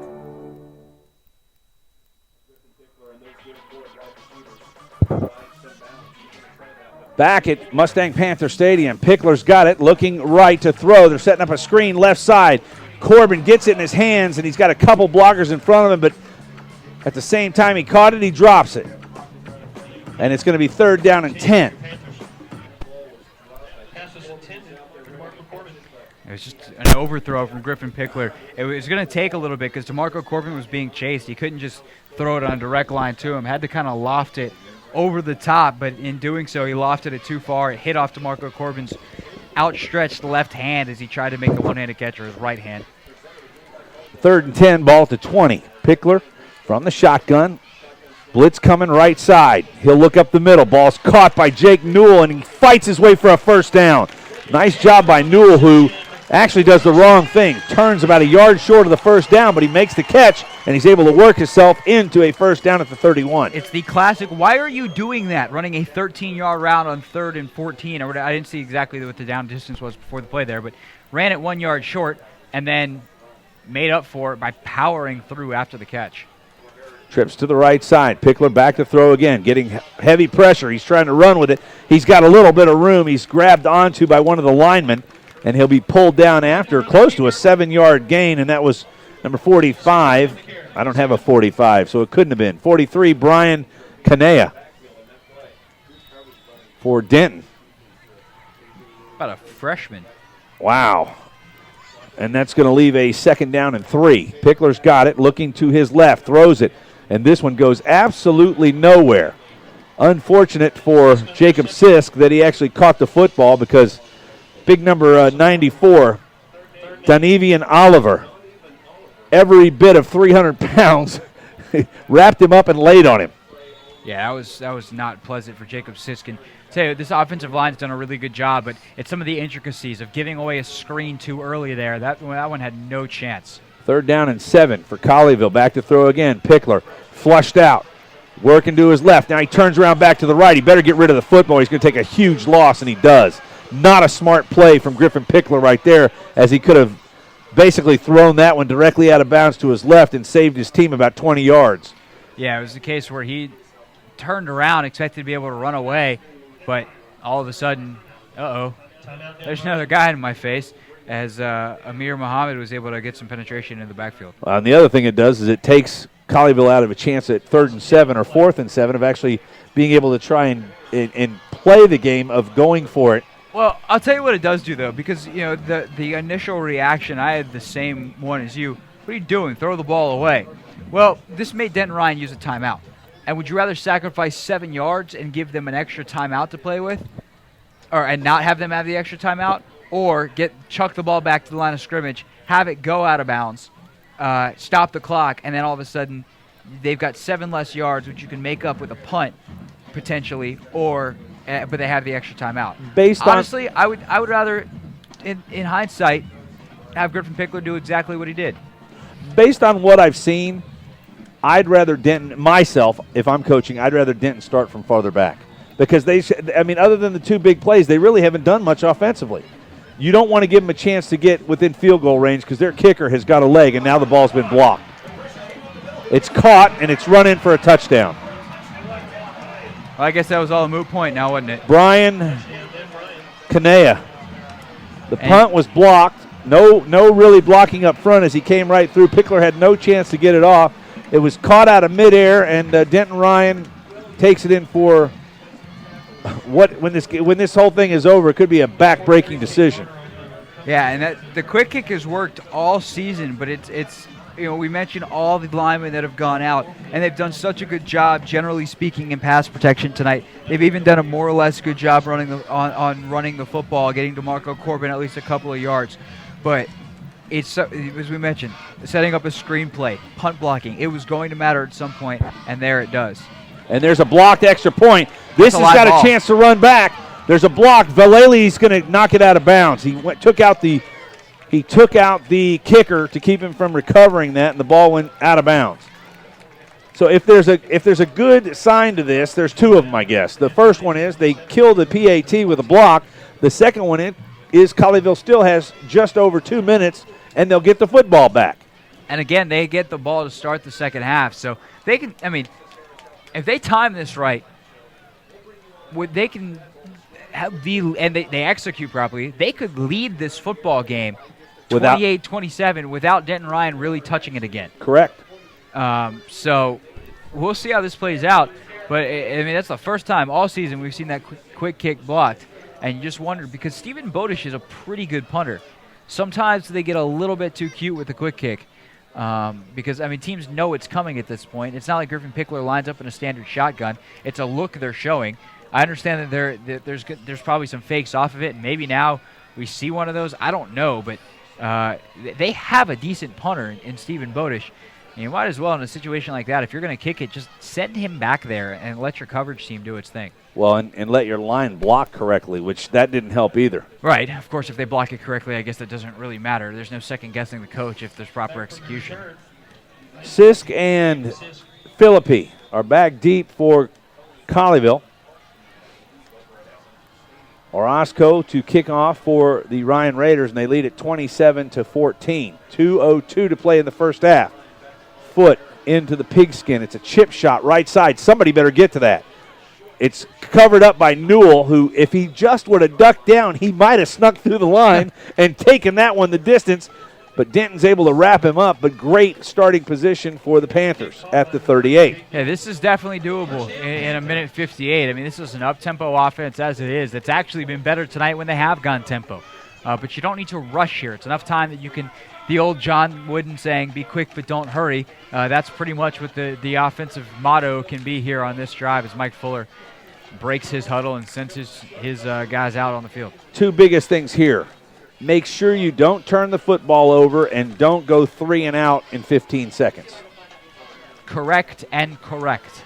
Pickler back in the shotgun. To his left is DeMarco Corbin.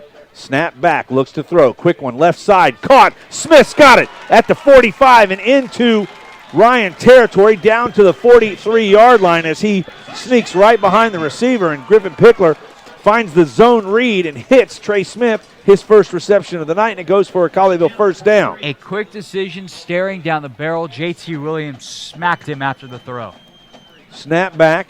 They're going to run. Corbin up the middle. This will go nowhere, and it'll burn clock.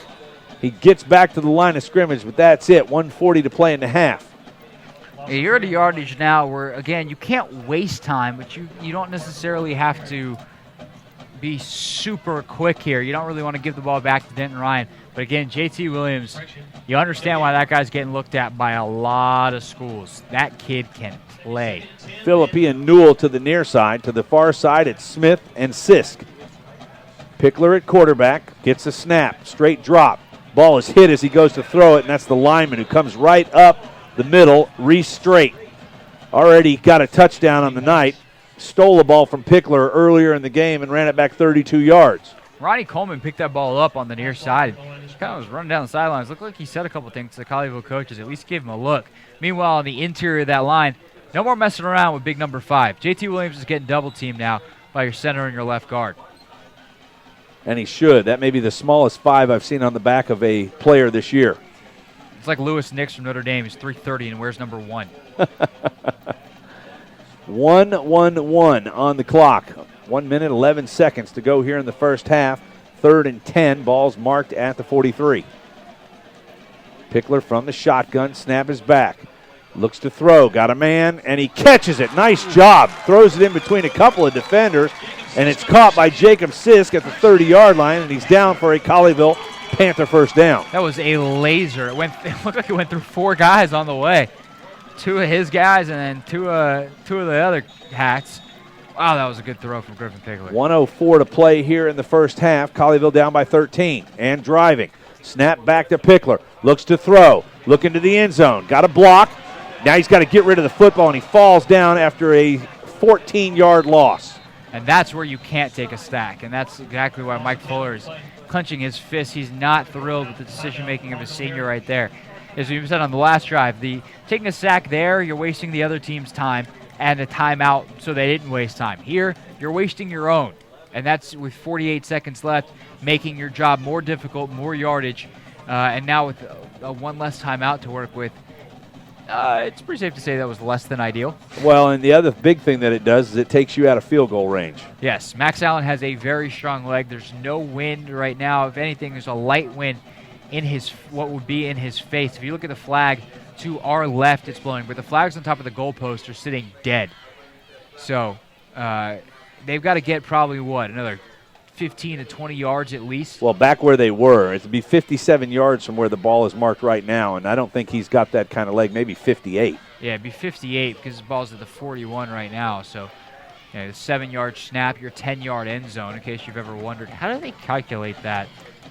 Based on the line of scrimmage. That's how. Second down, 21. They do have 1 timeout to play with, so they can go over the middle. Pickler will take the snap, looking to throw. Backs up, got a man deep, can't get rid of the football. He's getting chased to the right, now he fumbles it. Now he kicks it forward, and he loses the football. It's picked up. Denton loses it. Denton's got it back, and the player, they should blow that dead as he lost his helmet immediately. But Griffin Pickler runs with the ball out in one hand and drops it, kicks it forward, and there goes at least potentially 3 points. It was Ronnie Coleman who recovered the fumble again. That guy seems to always be around the football. And Griffin Pickler right now, he's getting a stern talking to from I say stern. It's somewhat stern, but it's also that comfort of the hand on the stomach. Okay, now it's back to being stern. And it's just poor decision making. It's the end of the day. That's what you want out of your quarterback. You want good decisions. And right now, Griffin Pickler just isn't making them, whether it's not pulling the trigger. I mean, you saw the guy open down the middle, and so did Mike Fuller. And he was pointing, saying, look, making that hand motion. Look, guy's open. And then obviously not tucking the football. Bridges back to throw, setting up a screen left side, and it's blown up, but the receiver catches the ball and gets away. That's a 28 for Denton and Maurice Gordon. Looked like it was going to be blown up in the backfield, but was it Braxton Martin? Who was it that made the initial hit that couldn't wrap him up? It was, but someone, it might have been Braxton Martin. It might have been Cade Garner. Somebody got in there. They spiked the ball there on first down. It's Cobb, the right tackle we were talking about earlier. He got up really slowly. Looks like he's going to stay in the game, but they with 2 timeouts left, choose to waste a down and spike the ball. Well, and I tell you what, I watched their kicker, Orozco, before the game. He was good from 52, so within his range right now, but I know Denton would like to get some more yardage. Back to throw Bridges. He's going deep. Got a man crossing at the goal line and almost picked off. Should have been picked off. And it was not. And Braden Hunt set himself up inside the receiver, but was not able to come up. That could have saved 7 for sure, 3 possibly. Yeah, and it was just a pure recovery speed display there from Braden Hunt. He was beat, and if that ball is put towards the back of the end zone, might have been run underneath it, but it was underthrown just enough. There's a quarterback draw up the middle, and ooh, say hello. That was Jacob Moore. To Jacob Moore. That's JV football right there, brother. Yeah, welcome to the varsity, sir. I'm here. I have arrived. Ryan has called the timeout with 10 seconds to play in the first half, leading by 13, 27-14. Let's go ahead and take a quick timeout. You're listening to Panther Football on Champion Sports Radio.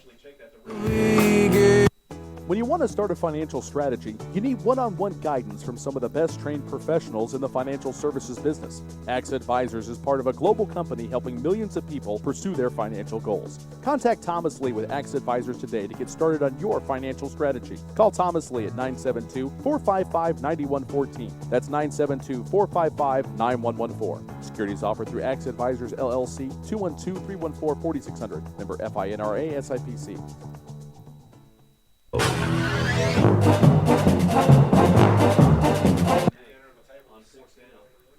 Fourth down and 5 yards, and the field goal kicker Orozco has come in. He's going to set the ball at the 36-yard line. Call it a 46-yard attempt just to the left of the center of the field. He's about 3 yards to the right of the hash, and Mike Fuller is going to call a timeout. And Orozco, he 100% has the leg. It's just going to be the accuracy. There's a wind at his back. It's moving slightly from right to left. If you look at the flags down outside the end zone, they're beyond the track on the left side. But as we said, the flags really are pretty much dead on top of the goalpost. So that wind's a little bit higher up. The ball is going to be just to the inside of the left hash. So a right-footed kicker, that's more of a little bit of a push. But again, leg isn't the issue here. It's got to be well blocked. You got to execute the snap. You got to execute the hold. In high school football, those are certainly not givens. I'd be remiss if I did not mention coming up, it's the Stat Geek halftime show with Craig Hoffman. 10 seconds to play here in the first half.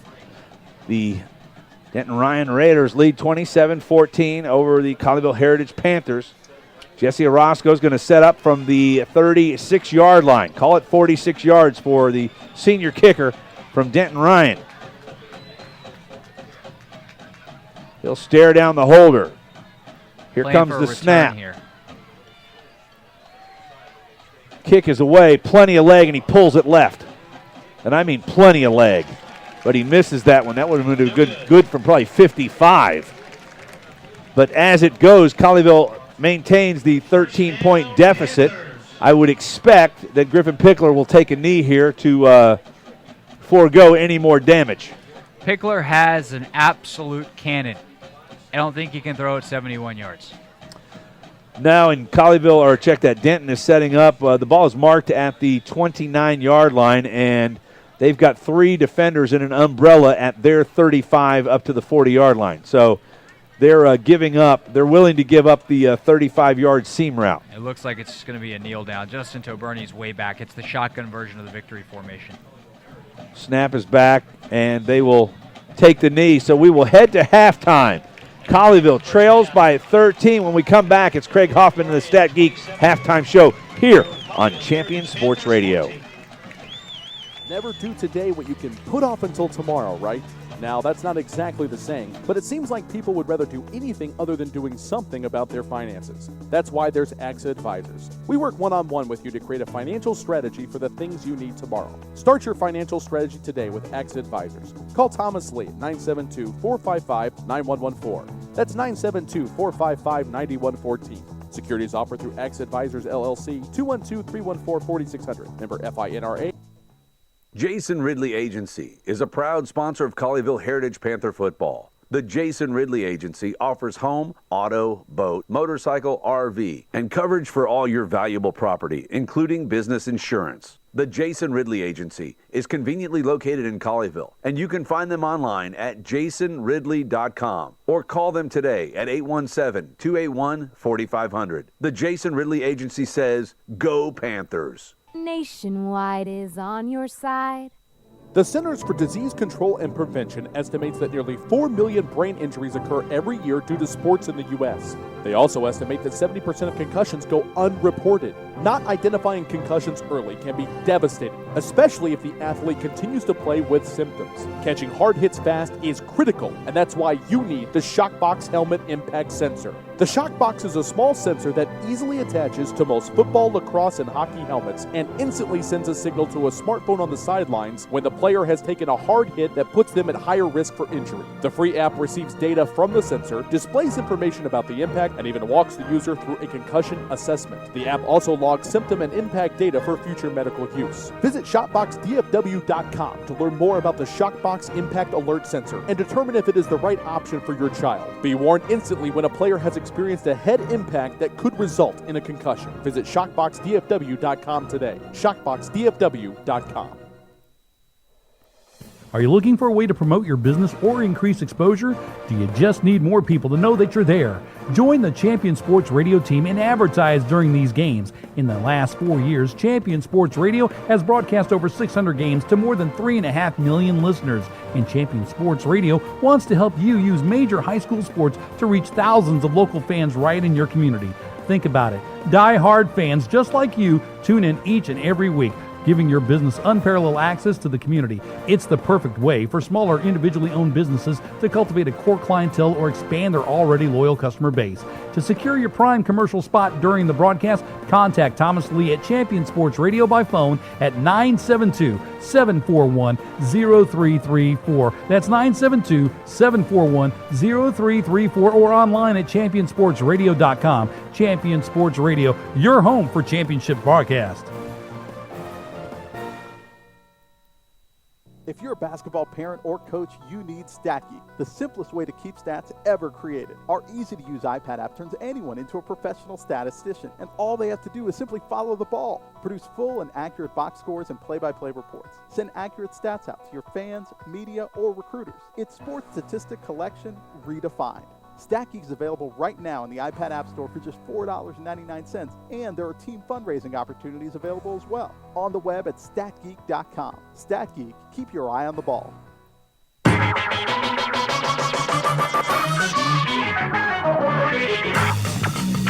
All right, StatGeek halftime show is underway. It's 27-14. Denton Ryan on top of the Colleyville Heritage Panthers, as this is Panther football on Champion Sports Radio. I am Craig Hoffman, Doug Branch alongside as well. And Doug, we got a couple of curveballs thrown our way before the game, as I'm sure Colleyville Heritage did as well. They obviously knew about them first because they were coming from their camp. No Brett Boffinger, offensive line banged up. Which one of those to you has been a bigger factor so far in this very odd 27-14 game? There's been a fumble recovery for a touchdown, a special teams touchdown off a blocked kick, and then the 2 offensive touchdowns. Well, 3 turnovers so far for Colleyville, and to me, actually neither one of those to me has been a huge factor. I mean, Pickler's had time to throw the football.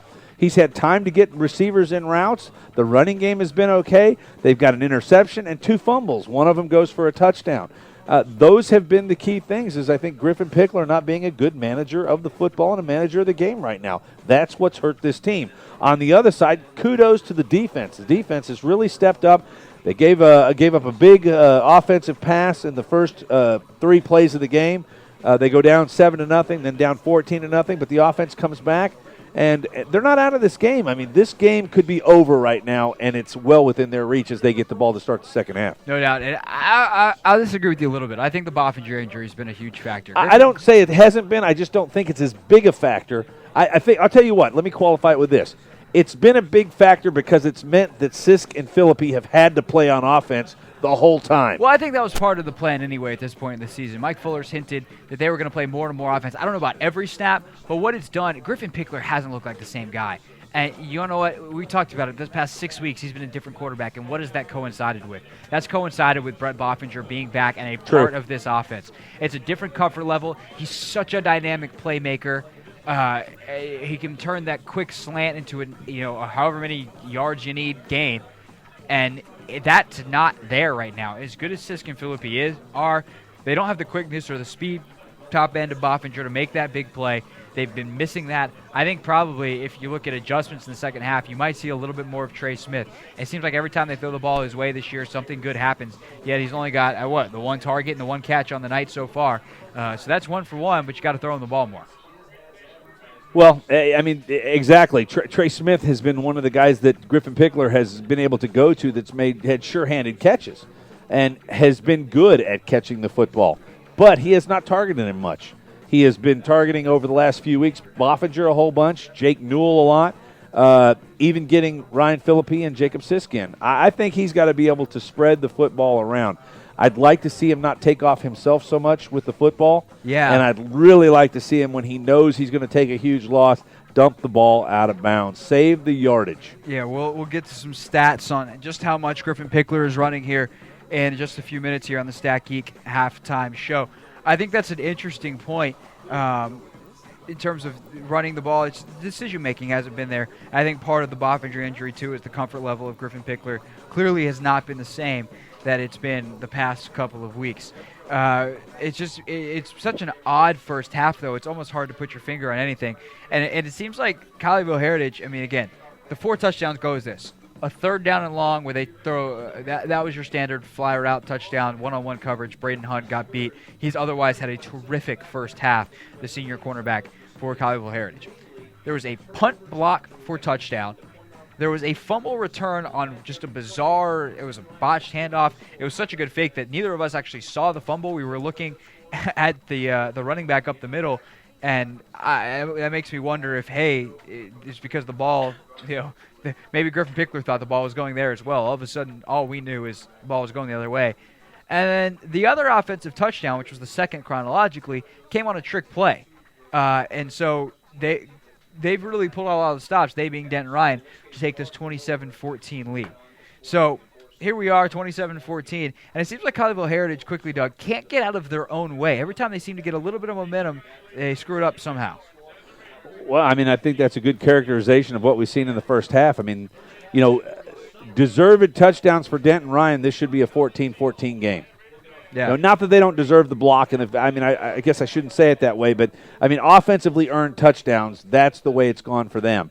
But that being said, 3 turnovers, they're losing the turnover battle. They do have 1 interception, but Colleyville has got to figure out offensively how to control and really spread between offensively between their receivers and their running game and try and balance that out, because if they don't do that, I think they're going to struggle, and this defense spends more and more time on the field, which is going to mean that it's tougher and tougher for them to hold back this Denton Ryan offense. Certainly. So 27-14, Denton Ryan here at the half. We'll come back to some stats for you. Just how balanced has that offense been, or unbalanced? That's next on the Stat Geek Halftime Show.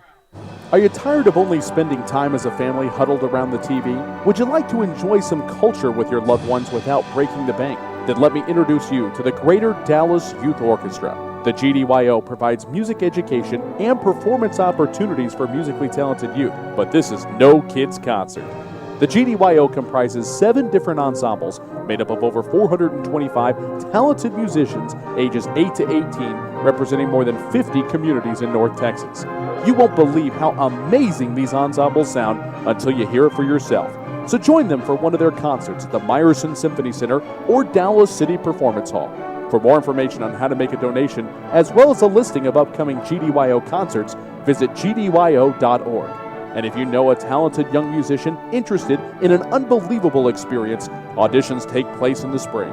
Connect with the Greater Dallas Youth Orchestra on Facebook, Twitter, LinkedIn, and at gdyo.org. Are you studying on your own for the SAT or ACT? Follow My Test Answers on Twitter and Facebook for free solutions to official test questions. Got a question of your own? Send a message to My Test Answers and get a response for free. Got more than one question? Don't worry, we'll answer those too. With over a decade of experience in helping students prepare for standardized tests, the experts at My Test Answers will get you the answers you want whenever you need it. My Test Answers, problems solved. If you're a basketball parent or coach, you need StatGeek, the simplest way to keep stats ever created. Our easy-to-use iPad app turns anyone into a professional statistician, and all they have to do is simply follow the ball. Produce full and accurate box scores and play-by-play reports. Send accurate stats out to your fans, media, or recruiters. It's sports statistic collection redefined. StatGeek is available right now in the iPad App Store for just $4.99, and there are team fundraising opportunities available as well. On the web at statgeek.com. StatGeek, keep your eye on the ball. Stay up on all the latest news about the teams you care about and know when your favorite games are on the air thanks to Champion Sports Radio social media. Either follow at Champion Sports on Twitter or like our Facebook page at facebook.com/Champion Sports Radio, and you will know what time your game starts, who was named Player of the Week, or what your school's alumni are doing in college. That's on Twitter at Champion Sports and facebook.com/Champion Sports Radio, your home for championship social media. Jason Ridley Agency is a proud sponsor of Colleyville Heritage Panther football. The Jason Ridley Agency offers home, auto, boat, motorcycle, RV, and coverage for all your valuable property, including business insurance. The Jason Ridley Agency is conveniently located in Colleyville, and you can find them online at jasonridley.com or call them today at 817-281-4500. The Jason Ridley Agency says, Go Panthers! Nationwide is on your side. When you want to build something, how do you start? With a plan, right? That's what AXA Advisors is about. We work with individuals and small businesses to help build financial strategies that get them closer to the things they want to achieve in life. Start right by starting your financial strategy with AXA Advisors. Call Thomas Lee at 972-455-9114. That's 972-455-9114. Securities offered through AXA Advisors LLC, 212-314-4600. Member FINRA SIPC.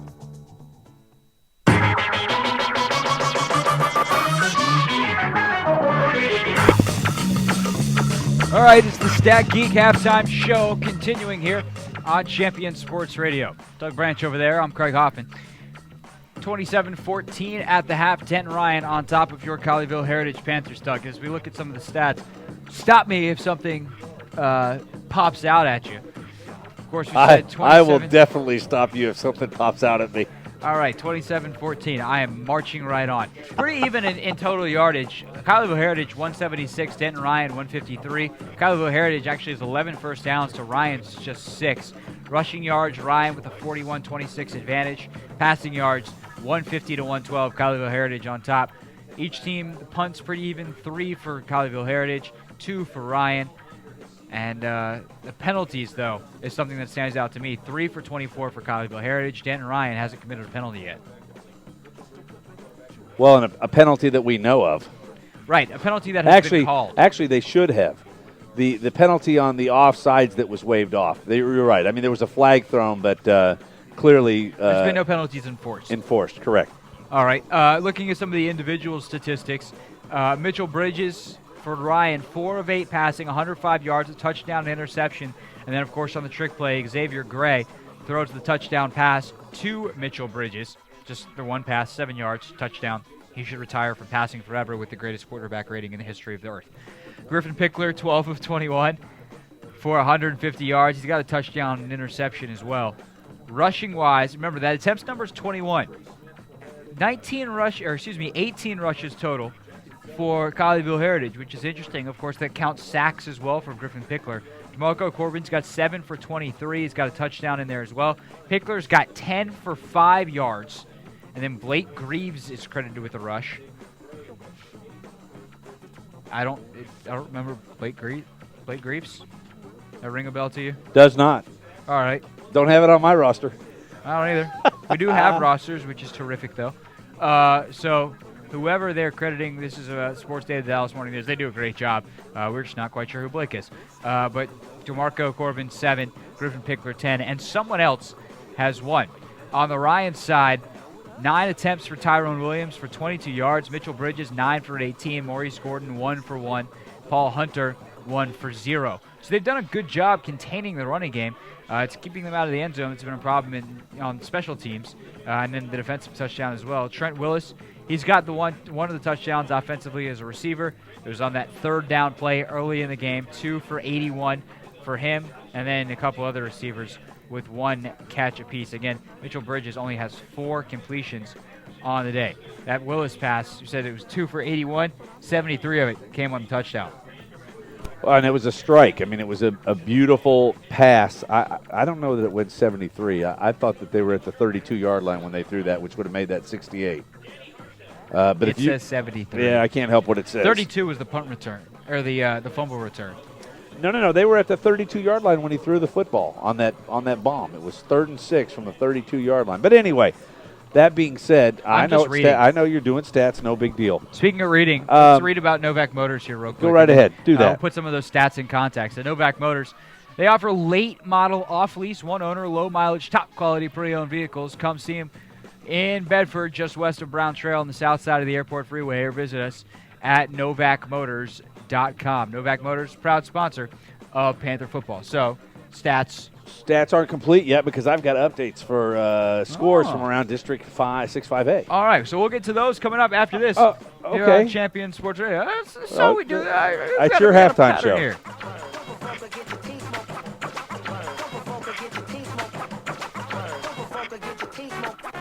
Jason Ridley Agency is a proud sponsor of Colleyville Heritage Panther football. The Jason Ridley Agency offers home, auto, boat, motorcycle, RV, and coverage for all your valuable property, including business insurance. The Jason Ridley Agency is conveniently located in Colleyville, and you can find them online at jasonridley.com or call them today at 817-281-4500. The Jason Ridley Agency says, go Panthers. Nationwide is on your side. If you're a basketball parent or coach, you need StatGeek, the simplest way to keep stats ever created. Our easy-to-use iPad app turns anyone into a professional statistician, and all they have to do is simply follow the ball. Produce full and accurate box scores and play-by-play reports. Send accurate stats out to your fans, media, or recruiters. It's sports statistic collection redefined.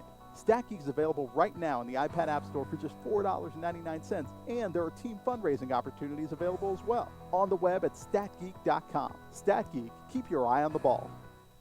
Are you studying on your own for the SAT or ACT? Follow My Test Answers on Twitter and Facebook for free solutions to official test questions. Got a question of your own? Send a message to My Test Answers and get a response for free. Got more than one question? Don't worry, we'll answer those too. With over a decade of experience in helping students prepare for standardized tests, the experts at My Test Answers will get you the answers you want whenever you need it. My Test Answers, problems solved.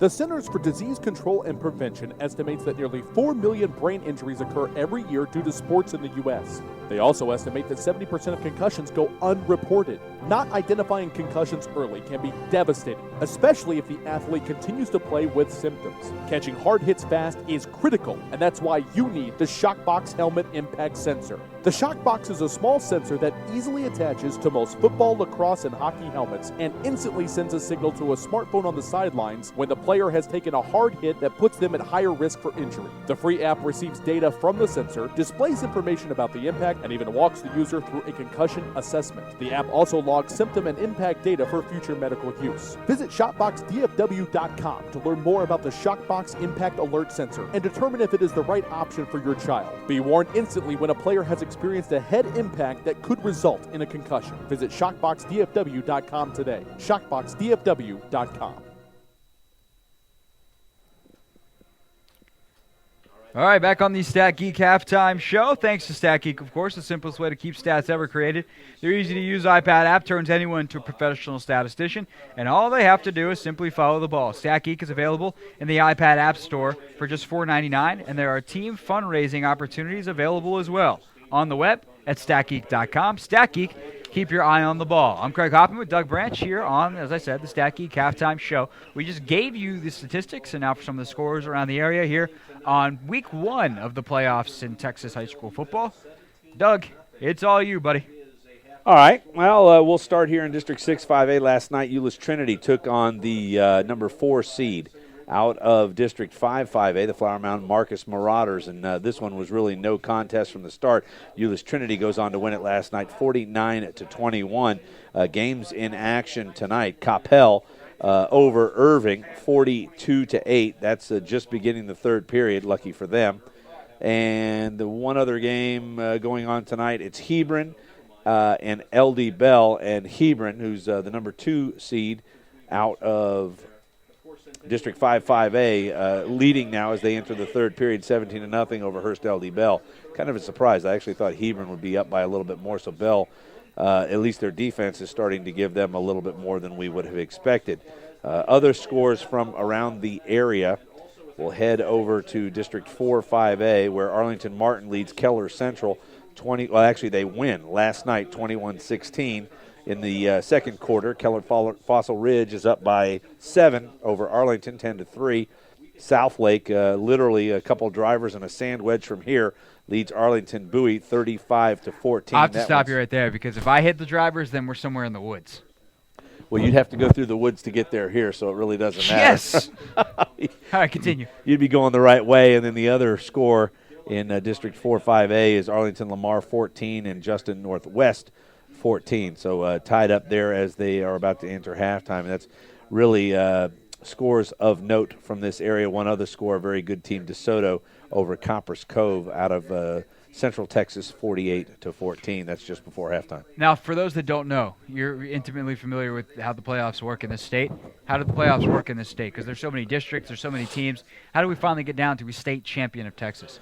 Well, there's a number of state champions. In District 5A, you have 2. You have the Division I champion that ends up being the top seeds out of each district, and the number 4 seeds out of each district advance to the District number 1 championship, or the Division I championship. Then the 2 and 3 teams move into the Division II 5A state championship. So that's kind of how they break them up. Typically, last year anyway, 15 out of the 16 top-seeded teams went on to win their by-district round game. You would expect that. You would not expect a 4-seed team to come in and knock off a district champion. It can happen. Kind of like the Sweet 16. You're not going to get very many 1s upset by very many 16s, although it has happened. Right. Well, it more happened once in the women's game. It hasn't yeah. in the 1 versus 16 in the round of 64. 2s and 15s more common right. in the men's game. But anyway, that being said, that's how it works. And you go down. Class 4A, I believe, also has 2 divisions. Then you've got 3A, 2A, 1A, and then you get down to A and 6-man football, and then they got everything. And I believe everything culminates, 5A, 4A, and 3A all happens at Cowboy Stadium, AT&T Stadium, coming up in the middle of December. And it's basically 3 championships will happen, I think, on 2 championships on a Friday night and then 2 championships on Saturday. So eventually, I mean, obviously right now all these games are done within the districts in terms of they're all geographically close. How does it start to expand to the rest of the state? Well, the winner of this football game, I believe, I was told, will take on Mansfield or Waco Midway. So that game could obviously be probably, no matter who wins this game, that game's probably going to Cowboy Stadium, AT&T Stadium next Saturday. When, I don't know, but I would assume geographically that would be a good spot. Even for Waco, they'd come a little bit farther. But boy, how bad is that to have to play over where the Cowboys play? Well, it's available next weekend. The Cowboys will be on the road facing the New York Giants. I think I'm actually going to be there. So we'll have to see when this game will be assigned. And you may. And then the week after is Thanksgiving, so obviously the stadium in use for that Thursday. And that being said, you actually may be doing play-by-play next week because I've got other commitments that I have. Texas Legends basketball starts next Friday and Saturday night. Saturday, then who knows who'll be here? Well, you got to leave. I'll be in New York. What time? I don't know yet. Well, someone will be here. Somebody will be here. We're hoping Colleyville. Taking notes here, buddy? Your son's here today. You taking notes? Okay.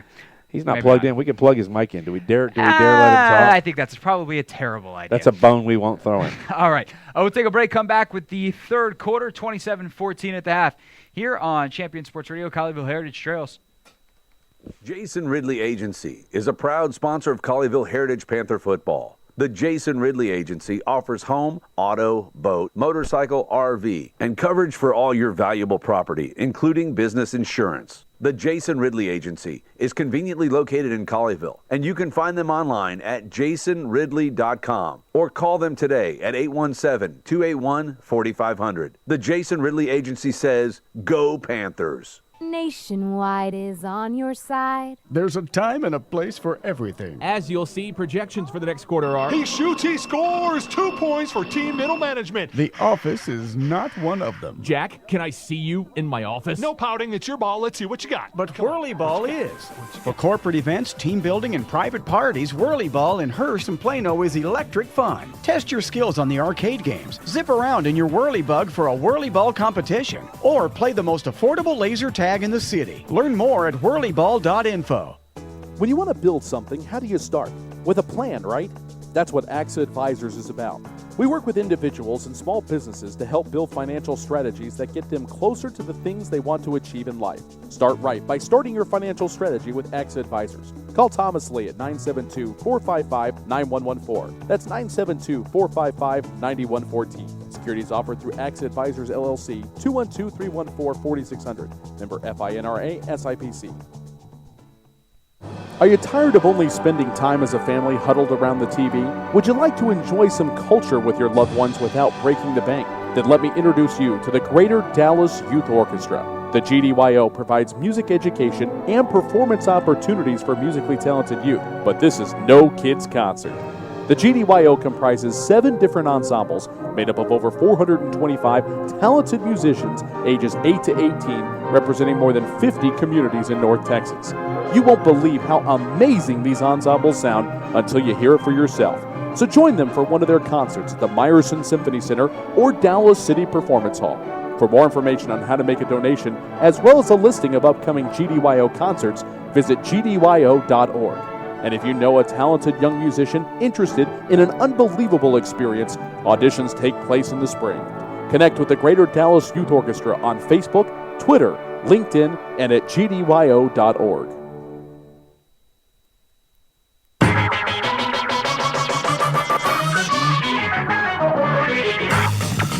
That was the Stat Geek Halftime Show here on Champion Sports Radio. Champion Sports Radio brought to you by Whirly Ball HEB. Leagues are forming right now, so visit them online at whirlyballheb.com. All right, third quarter set to get underway. I'm Craig Hoffman alongside Doug Branch. Happy to be with you. It's Colleyville Heritage Panther football, playoff football on Champion Sports Radio. It's the third quarter. The Panthers trailing 27-14. They will get the ball, though, to start here.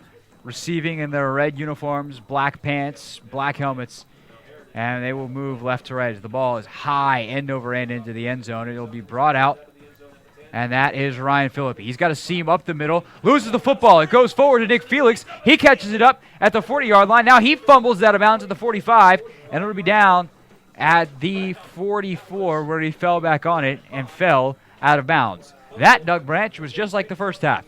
Bizarre. Well, a fortuitous fumble. Yes. As it goes forward about 10 yards, Nick Felix picks it up, and then he fortuitously fumbles it out of bounds. So they fumbled it forward twice. 2 fumbles for the fumbling Panthers, and they'll take over on the 42-yard line. Interesting. I think Joey Florence is out on the field trying to figure out why they were able to advance the fumble and as it went forward, but the official's going to tell him, sorry, get to your sideline, young man. Yeah, Phillippe is spinning out of a tackle, had the ball ripped away, and it bounced right to Nick Felix about 6 yards ahead. Felix picked it up in stride and went. Here on the near sideline, Elias Cherenai is on crutches, so he's out for the game. Snap, handoff, up the middle, left side. Goes DeMarco Corbin, plunges into the line of scrimmage and doesn't come back out of it. He's tackled right there for a gain of 3 as the pile was pushed forward. So a good push there from the Colleyville Heritage line. It brings up 2nd and 7 on the 46. Their own 46. Pickler in the gun, ball on the left hash, screen pass near side to Phillippe. It's caught, going up the numbers, tackled out of bounds right on the first down marker into Dan Ryan territory. I don't know how he calls that tackled in bounds, and he's waving the clock to run. That was clearly hit and knocked out of bounds. I don't know either. 50 seconds gone here in the third quarter. That just blows me away. And the official was actually out of position as he made the first down, but they mark it a yard short. Yeah, 3rd and 1, Pickler up the gut. He's got first down yardage across the 45 to the 44. He's tripped up and coming down the near side. DeMarco Corbin is heated. His helmet is off. There's a flag thrown. And there's been some chippiness here. I don't know whether DeMarco took his helmet off or whether it was pushed off.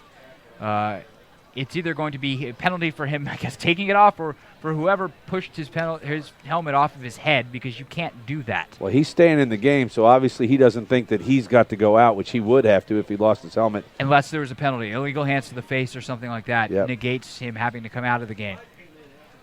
The official goes over to Joey Florence and explains his position as to how the foul is going to come down. Ryan Philippi was pointing like it's on Denton Ryan, as it sure is. So they march forward. You hear the applause from the crowd. Let's go down to the field for the call here momentarily. It'll be 1st and 10 at the 28 once all this gets sorted out. 10:58 to go here in the third quarter. The clock stopped. Colleyville Heritage Panthers trailing 27-14 to the Denton Ryan Raiders.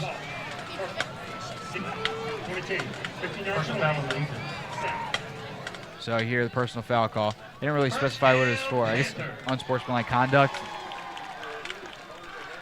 And the official heading back over to the Denton Ryan sideline to tell the head coach, Joey Florence, who the foul was on. Or at least that's my speculation. They announced it as 60, and there's 3 60s on the roster. So take your pick. We won't incriminate anybody. It was one of them. Swing pass to DeMarco Corbin. He's got a seat down the right sideline. He's hit hard at the 14th, and he's shoved forward. Goes out. They'll mark him at the 12. There's a penalty on the play, and it's going to come back though. Yeah, they're going to hit Ryan Philippi with a hold. I thought that he made a good block out here on the right side, but they're going to throw the hold. Jake Newell and Philippi were tasked with trying to take out the 2 defensive backs, and the referee throws his flag. Not typical that your referee is going to call a penalty out on the edge, but he does here. Adventures in high school officiating. Griffin Pickler pleading his case as they back up, and it'll be almost where the initial penalty was. Back at the 38-yard line. So a loss of 10 from the original line of scrimmage. It's 1st and 20 as they'll repeat the down. Ball is on the near hash. Toberny into the game. Swing it to him on the near side.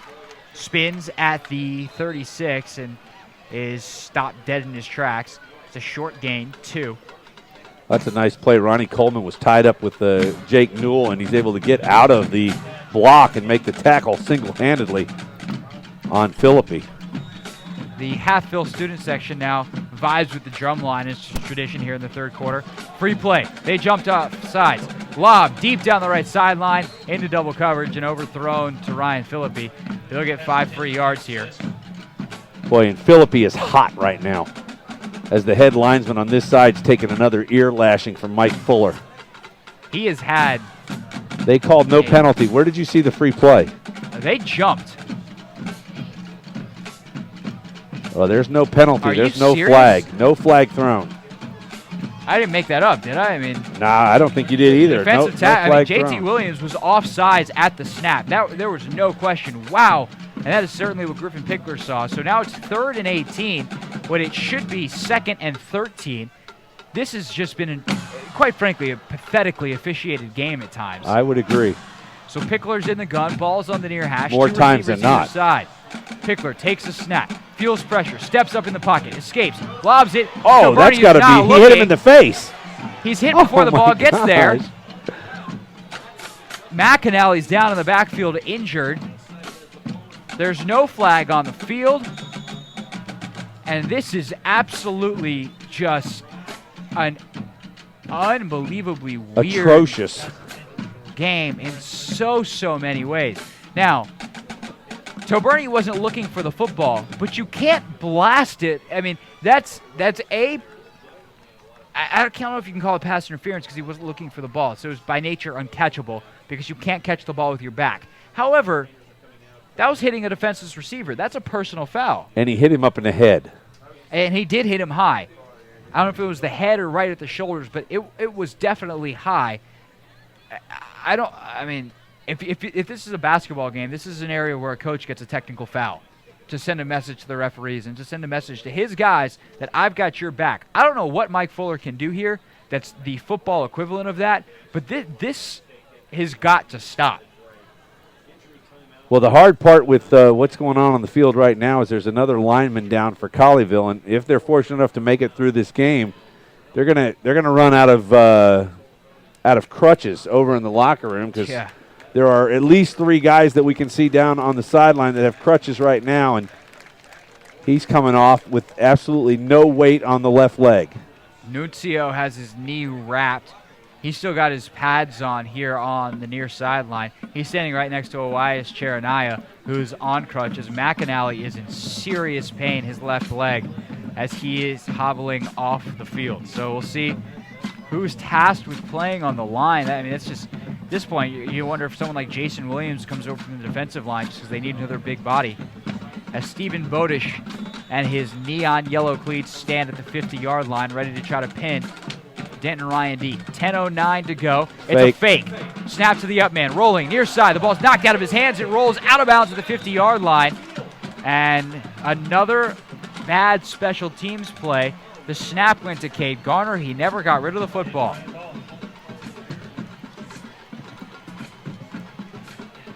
Well, I tell you what, that may have just blown up in the face of Colleyville right there. So he sacrificed the field position.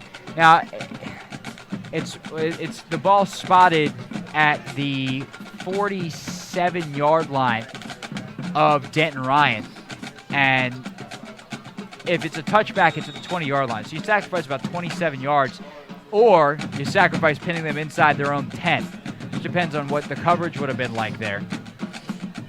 Nonetheless, here comes Mitchell Bridges and this Denton Ryan offense. Snap.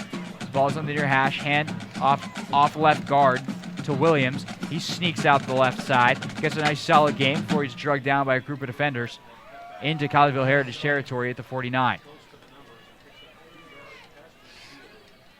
I think I'm almost in a little bit of shock right now. I mean, this is what I've seen over the last few plays. An alternative universe type game. Bridges in the gun on 2nd and 7. Quick swing pass over to the far side, running down the outside sideline. Got a man, stays in bound, down to the 30, shooting out the sideline, 20. Philippi chasing him at the 15. He knocks him out at the 13-yard line. A huge gain, and that was Xavier Gray, the senior. Well, Jacob Sisk right there takes a really bad angle to that route as it's flared out to the right-hand side on a little dump off, and the receiver is able to stay in bounds. And I'll tell you, a score right here, Craig, could make this a tough order for Colleyville to come back from. Colleyville Heritage has responded really well to adversity throughout this game. Just when it seems like they're down and out, they've come back. But this might be the straw that breaks the camel's back. Timeout on the field. Denton Ryan calls it. We'll take a timeout with them. Colleyville Heritage trailing, but Denton Ryan on the doorstep leading 27-14.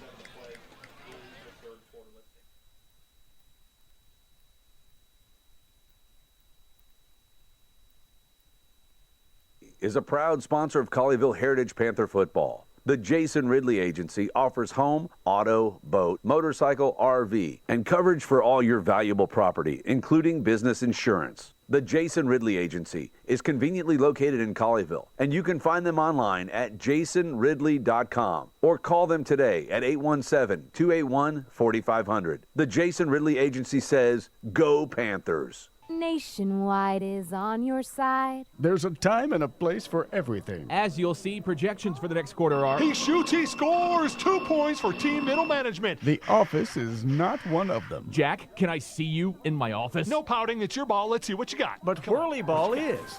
For corporate events, team building, and private parties, Whirly.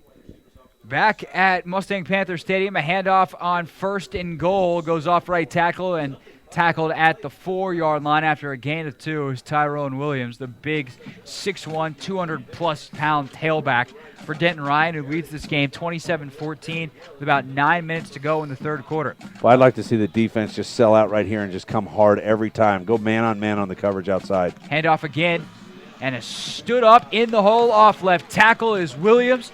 He was stood up by Jacob Allen, up off JV just 2 weeks ago. Now in a playoff varsity game, making plays. I'll tell you what, I mean, Tyrone Williams is a big kid, but I'm not too impressed with what he's done tonight. He has no, I don't even know how to say it. He seems like he kind of just saunters over to the hole. He doesn't have any quick step and no real desire to blow anybody up there. Isaac Lee came running off the field as in pain. Bridges takes the snap on third down, throws it to the corner of the end zone, the front corner. It's caught for a touchdown. He was facing pressure, lofted it up to where only his man could get it, and into the end zone. Denton Ryan leads 33-14. The receiver on that play was Riley Martinez. The senior halfback comes in on the goal line formation, is able to sneak in to the front far corner of the end zone.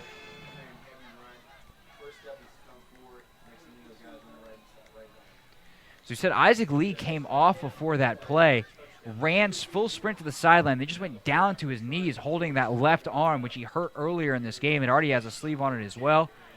Snap is good, hold is good, kick is good, past the outstretched arms of Ryan Felipe, who came off the edge. And it is 34-14. At Novak Motors, we offer late model, off-lease, one-owner, low-mileage, top-quality pre-owned vehicles. Come see us in Bedford, just west of Brown Trail on the south side of the Airport Freeway, or visit at novacmotors.com. This broadcast sponsored in part by ShockboxDFW.com. Visit ShockboxDFW.com to learn more about the Shockbox Impact Alert sensor. Determine if it's the right option for your child. Be warned instantly when a player has experienced a head impact that could result in a concussion. Visit ShockboxDFW.com today. Also want to thank our friend Steve Swanson at Whirlyball HEB for sponsoring this broadcast. Corporate events, team building, private parties, more fun when you are zipping around in a Whirlybug. And they have the most affordable laser tag in town. Leagues starting up now. Visit online at whirlyballheb.com. Craig Hoffman alongside Doug Branch on Champion Sports Radio. You can follow on Twitter at Champion Sports, Facebook.com/Champion Sports Radio, online, ChampionSportsRadio.com. 34-14, Denton Ryan leading his first round playoff game over Colleyville Heritage here in Grapevine. Orozco sends a missile down to the back of the end zone. Philippi drops it at 9 yards deep, kind of fielded over his shoulder. It dropped at his feet, and he kicked it out of the back of the end zone. It's going to be a touchback no matter what. Has a word for the line judge as he passes. And, you know, sometimes, Doug, I think we can get caught up in officiating. You know, at this point, we try to be as fair and balanced as possible. Well, but look at their coach on the other side, almost out Joey to midfield. Lawrence is not thrilled. I don't know what he... I mean, are you kidding me? How far can you come onto the field? It's dead ball right now, so I guess they'll let him. But I'm sure if he doesn't get off the field soon, there'll be a yellow flag flying. But, you know, sometimes I think you can make too much of officiating. But talking in our last commercial break to a couple of the guys up here in the box, officiating has certainly been a story tonight, and something we'll cover on the Accident Advisors postgame show. It's Griffin Pickler now tries to lead a comeback. Down 20. Ball, middle, looking, near side. Philippi, he's got it at the 40. It's a foot race down into Denton Ryan territory across the 40. Tackled at the 30 and slides down, falls forward to the 27-yard line. Ryan Philippi caught the quick, skinny post, and off he went. He limps off. Looks like it might be a cramp. He kind of pulled up lame there. Well, I'll tell you what. I don't know how, but out of the corner of his eye, he saw the defensive back coming in to blow him up on that catch. And he moved. He took a step inside right as he caught it, Craig, and goes. Typically, he goes the distance there. He gets run down, and that's exactly the fact of him going both ways, playing every play tonight. I think he got cramped up. He's got a service of water bottles, and he's getting the roller out. First down in the ensuing play, a swing pass to Doberny to the near side is caught for a short gain. Now second down, snap to Pickler. He scrambles out to the right side, dives head first across the 20. He's down and stays down, and all right, he's up now at the 16, 17-yard line. Good for a first down, and quickly Colleyville Heritage is driving. They're picking up the pace as well. Pickler gets up, is back in the gun. Two receivers to either side. Ball in the near hash. Snap. Quick screen pass again. Jackson Zeledon has a block out in front, but can't escape the one man he needs to. Gets about 2 yards, dives forward to the 15. I tell you, I'd like to do a little throw up to Trey Smith on the left-hand side. Let him go get the ball in the back corner of the end zone right here. He's one-on-one with Robert Connor. And he's got him out-heighted, I can see from here, by a good 5 or 6 inches. Late sub on for Denton Ryan as Pickler stands in the gun. 7 minutes to go in the third quarter, trailing by 20. Snap is wide. Pickler running out to the left side. Smith's out in front. Can he get past him? No, he runs into his back as he's drugged down from behind. There's a flag, too. There's I think we're going to get a horse collar. Can't believe it's a hold. Chasing it down. Oh, no, it's going to get Cole called. Carpenter. It's going to get called on Smith, a hold. Wow. So Trey Smith doing a good job blocking, but a little bit too good. A couple of the coaches here on the near side expressing their displeasure.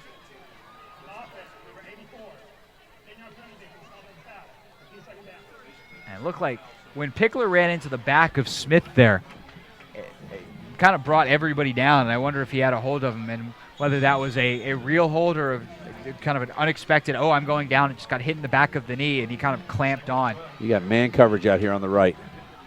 No deep safeties, even across the line. Look who takes and off Jacob again. Sisk, yep, again. He's had a very up-and-down game tonight. He's got an interception on defense. He's got a touchdown on offense, but that is the second time he has had the wrong snap count. And I tell you what, the worst part of that is not losing the 5 yards. It's the fact that Denton does wholesale changes on the defensive end, brings in a bunch of fresh guys up front to rush the passer. Still in there, J.T. Williams, the big defensive tackle who has been a menace tonight on this Denton Ryan squad. You can see why he's being heavily recruited. Pickler an empty set. Trips right. 2 receivers left. Lofts over the middle. To Bernie, you smash right as the ball gets there. Incomplete. The pass was on target, but so was the safety, Paul Hunter.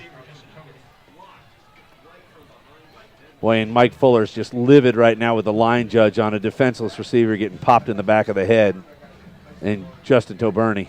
I don't know really what Paul Hunter could have done otherwise, though. I think that's a clean play, don't you? The ball goes through his hands. I don't know. The way this has been called tonight, that's called the exact way they've been doing it, which is nothing. So Pickler has a quick meeting with Toberney and Sisk over in the far slot. 3rd and 17, ball on the 25. Pickler, deep drop. Lofts, deep, left side. Has Sisk. He leans forward, fighting for the first down at the 7. Will he get it? It's going to depend on the spot. He's out of bounds right on the marker. I believe he picked it up. What a second effort by Jacob Sisk. 4th and a half a yard. He caught that. Yeah, they're going to get, wow. 4th and a half. You're dead on, Doug. 4th and short, and heck yeah, they're going for it. Corbin back into the game. 4th and less than 1. Ball on the 9. Pickler sets, then now looks back to the sideline. 10 on the play clock. They have had a delay of game tonight. Got to be aware of it. 6, 5, 4. Pickler set. 3. Snap. Pickler looking. End zone. Across. Trey Smith slant. Touchdown. Came across from the far side. He was wide open. A beautiful pass from Griffin Pickler. Nice and easy right in there. And it's 34-20 with 6:05 to go. Well, that right there helps. That's a huge drive. Absolutely gargantuan to come back and put the 6 points, hopefully the 7th from Max Allen, onto the board with 6:05 to play here in the third quarter. Colleyville, down within 13 points with an extra point. DeMarco Corbin runs on late. At this point, with all the lineman injuries, the snap is good, the hold is good, the kick is good as well to make it 34-21. I'm sure the blocking units on special teams are a mess at this point because of all the offensive linemen. 2 were out before the game, 3 out additionally tonight. So that's a full starting 5's worth of guys who have gone out. And has Denton lost a player yet? Have we seen a Denton player go down? Of course, we're certainly not wishing for them No. to. I know, I'm not either. But I mean, you think of the disparity of what we're looking at here. We've lost 4 or 5 Colleyville linemen, and Denton hasn't lost a player yet. Yeah, the blocking tonight has been more or less really good for Griffin Pickler. You got to give credit to obviously Brad Boyd, the offensive coordinator, and Brian Blair, the O-line coach. Well, they're trying to piecemeal this thing together, and they've got 18 minutes and 5 seconds to try and get back out in front. And they would be well served to get a stop right here against this very potent Denton Ryan attack. Ronnie Coleman back deep along with Maurice Gordon. Max Allen kind of swaggering with his coverage team, giving a little head nod as he walks off. his yardage. Ball T dead center at the 40. Take note that Jacob Sisk is not on the kickoff team. Finally getting him a break. Allen kicks it deep, angled kick, down at the 5 at the numbers. It's Coleman running up the numbers. Spins off a man at the 20, up to the 25 where he's drugged down. Gets back up and keeps running. Son, your knee was down. He says it wasn't. Yes, you were. That's twice today that he's continued on with the play. I think Phillippe's giving him a little something. Yeah, another spot where they should be throwing a delay of game flag. Got a little bit of attitude with him, which you like in some cases, sometimes you don't. You hear the I believe that we will win chant. Originated at Utah State. Basketball been adopted all over the country here. Colleyville Heritage students and cheerleaders getting it on the near sideline. First down snap, and it goes backwards. It was a screen pass out to Xavier Gray, and he fell down. Monster. Actually, it wasn't a turf monster. Be a fair, low bad throw. pass, and he had to go get it. But we'll credit the turf monster. You say he had to go get it. He actually been better off not going to get it. Knock it down. Yeah, but you got to remember, on the stat sheet, he has a reception. It also hurts his average, so. They don't think about that. They're thinking about, I caught the ball. It's such an instinctual play. Oh, Yep. got to catch it. So it brings up 2nd and 15 back on the 22. Bridges fakes. Now runs up the middle. He's got a seam. Undercut as he crosses the 30. Down at the 34-yard line. It'll be about 3 yards short of the first down, but they're back on schedule. Nice job by Jacob Sisk to come up and assist on the running play. Able to knock down Bridges before he's able to get to the first down. It'll be 3rd and 3. Jacob Allen runs off the field. Jared Crouch back in on 3rd and 3. Isaac Lee is back in the game at his usual right end spot. Now flips over to the left. Colleyville selling out right here on the run. 9 guys in the box. Bridges takes a snap up the middle, bounces off one of his linemen, and he is flattened. Braxton Martin with a huge stop. Colleyville Heritage down 34-21 with 4.5 to go in the third quarter. Should get the ball back here on a punt. Tell you what, Isaac Lee is out there just absolutely fighting that left shoulder or that left rotator cuff, whatever he's having a problem with. He will not leave the field, but after every play, he just kind of lets it hang, and then he goes right back into his position and rushes the passer. Senior knows that if the score holds, this is it for him. Snap, back, punt is a high spiraling kick. All the way down, bounces to 30, and comes back like a sand wedge. Pick it up! Oh, they blow it dead? Yeah, they did at the 36-yard line. Hey, I just did what you did. Started screaming during the play, although I didn't go over you. I guess the play was technically over. You just didn't know. So I didn't see him blow a whistle or anybody blow it dead. The linesman on the near side. Mike Fuller is looking at the referees something. Oh, they called a penalty. And Mike Fuller is ready to lose it. They called a hold on the far side. It had nothing to do with the play.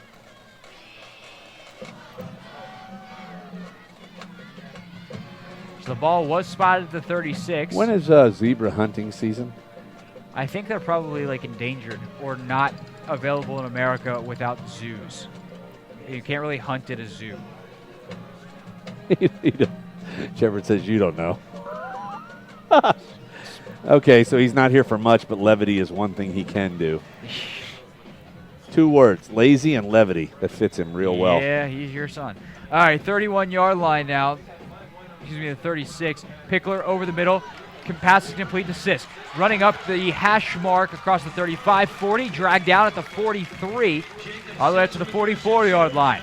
That'll be a first down, so Jacob Sisk is to the referees. Nice pick by the referee. The umpire set a really nice pick there that he ran by and shedded his defender.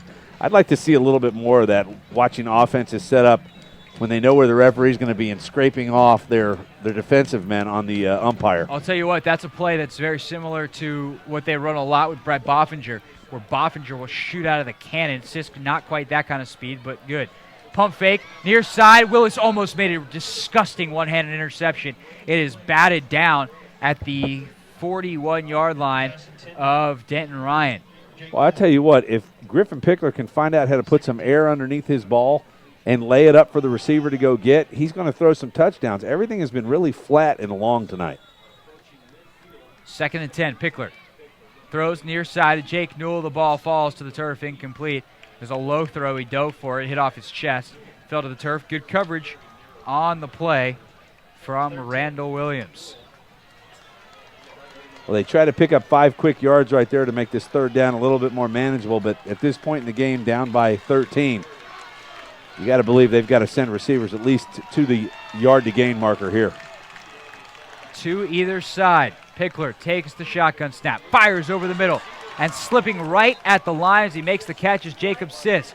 Caught it coming back towards the line of scrimmage at the 46.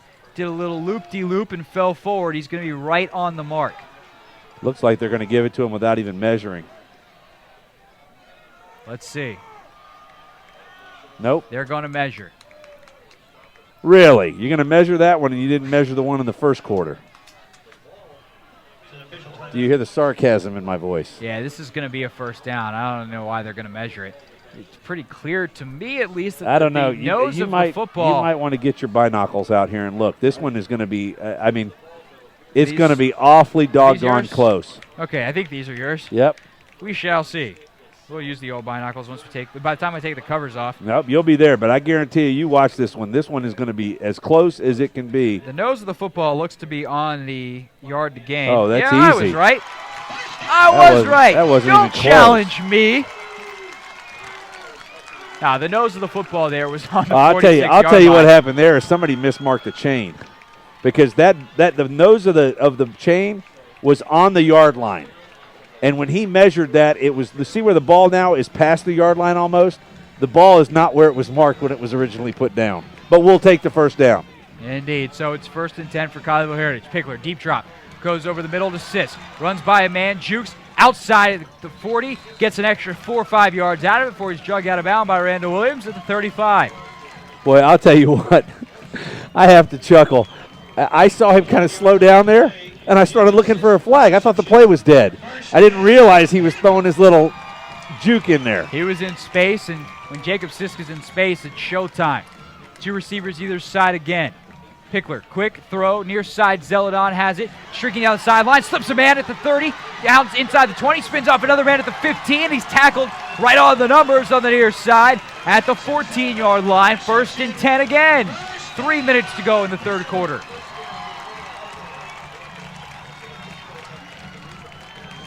Pickler ready to go. I got nothing for you right now. I'm enjoying this. Hand off to DeMarco Corbin, bounces off tackle left, cuts back inside of the numbers, plows over a man inside the 5. He's down at the 3, right on first down yardage again. First down. Clock stops, 2:52 to go, so they reset the chains, which is at this point setting them down because it's 1st and goal. This is all heart right here. Pickler picking up the pace again. Handoff up the middle. Corbin plowing into the line of scrimmage, pushing the pile down at the 2. Didn't get very far. Tell you what, this is nothing but they're running on heart right now. With the injuries they've had up front, to be pulling this off, are you kidding me? Offensive linemen had their hands on their hips. All they got to do is be ready when that ball is snapped. Throw a jump ball out there to Trey Smith. There's an offside. There's a Offside, flag. jump Free play. Goes back and he in got the held end zone. over there, too. He did get held. No flag on that, on the PI, but it's going to be repeat 2nd down. Offsides. That time they did catch the free play. They missed one of those earlier. These officials need to go to learn how to throw the flag school. They This dropping it out of your pocket like it's a poker chip. So it's 2nd and goal from inside the 1. Pickler in the shotgun. 3 receivers to the near side. That's the wide side of the field. The ball is just inside the far hash. Smith is one-on-one down on the far side. Corbin in the backfield. 5 offensive linemen, your standard set. Pickler in the gun, hands off, up the middle. Corbin off left tackle, spins into the end zone, touchdown. We're not done yet, Doug Branch. 34-27, extra point pending with 2:16 to go in the third. Boy, and if nothing else, that drive right there gets Denton Ryan thinking, wait a second, we had these guys beat. Are you kidding me? We've got to come back and play again? It's a football game. It'll be a 6-point game with a Max Allen extra point and 14 minutes and 16 seconds of football to be played. Snap good, hold good. Max Allen boots it on through, and there's a roughing penalty in the backfield. J.T. Williams came up the middle. I think he dove and hit Trey Smith, who got up slowly. Smith's fine now, jogging off. Did they throw a flag? Yeah, flag. This one not dropped, but actually thrown in by the referee from the back. See what the call is. They called running into the kicker, so it may only. Why don't they enforce that on the kickoff? Beats the heck out of me.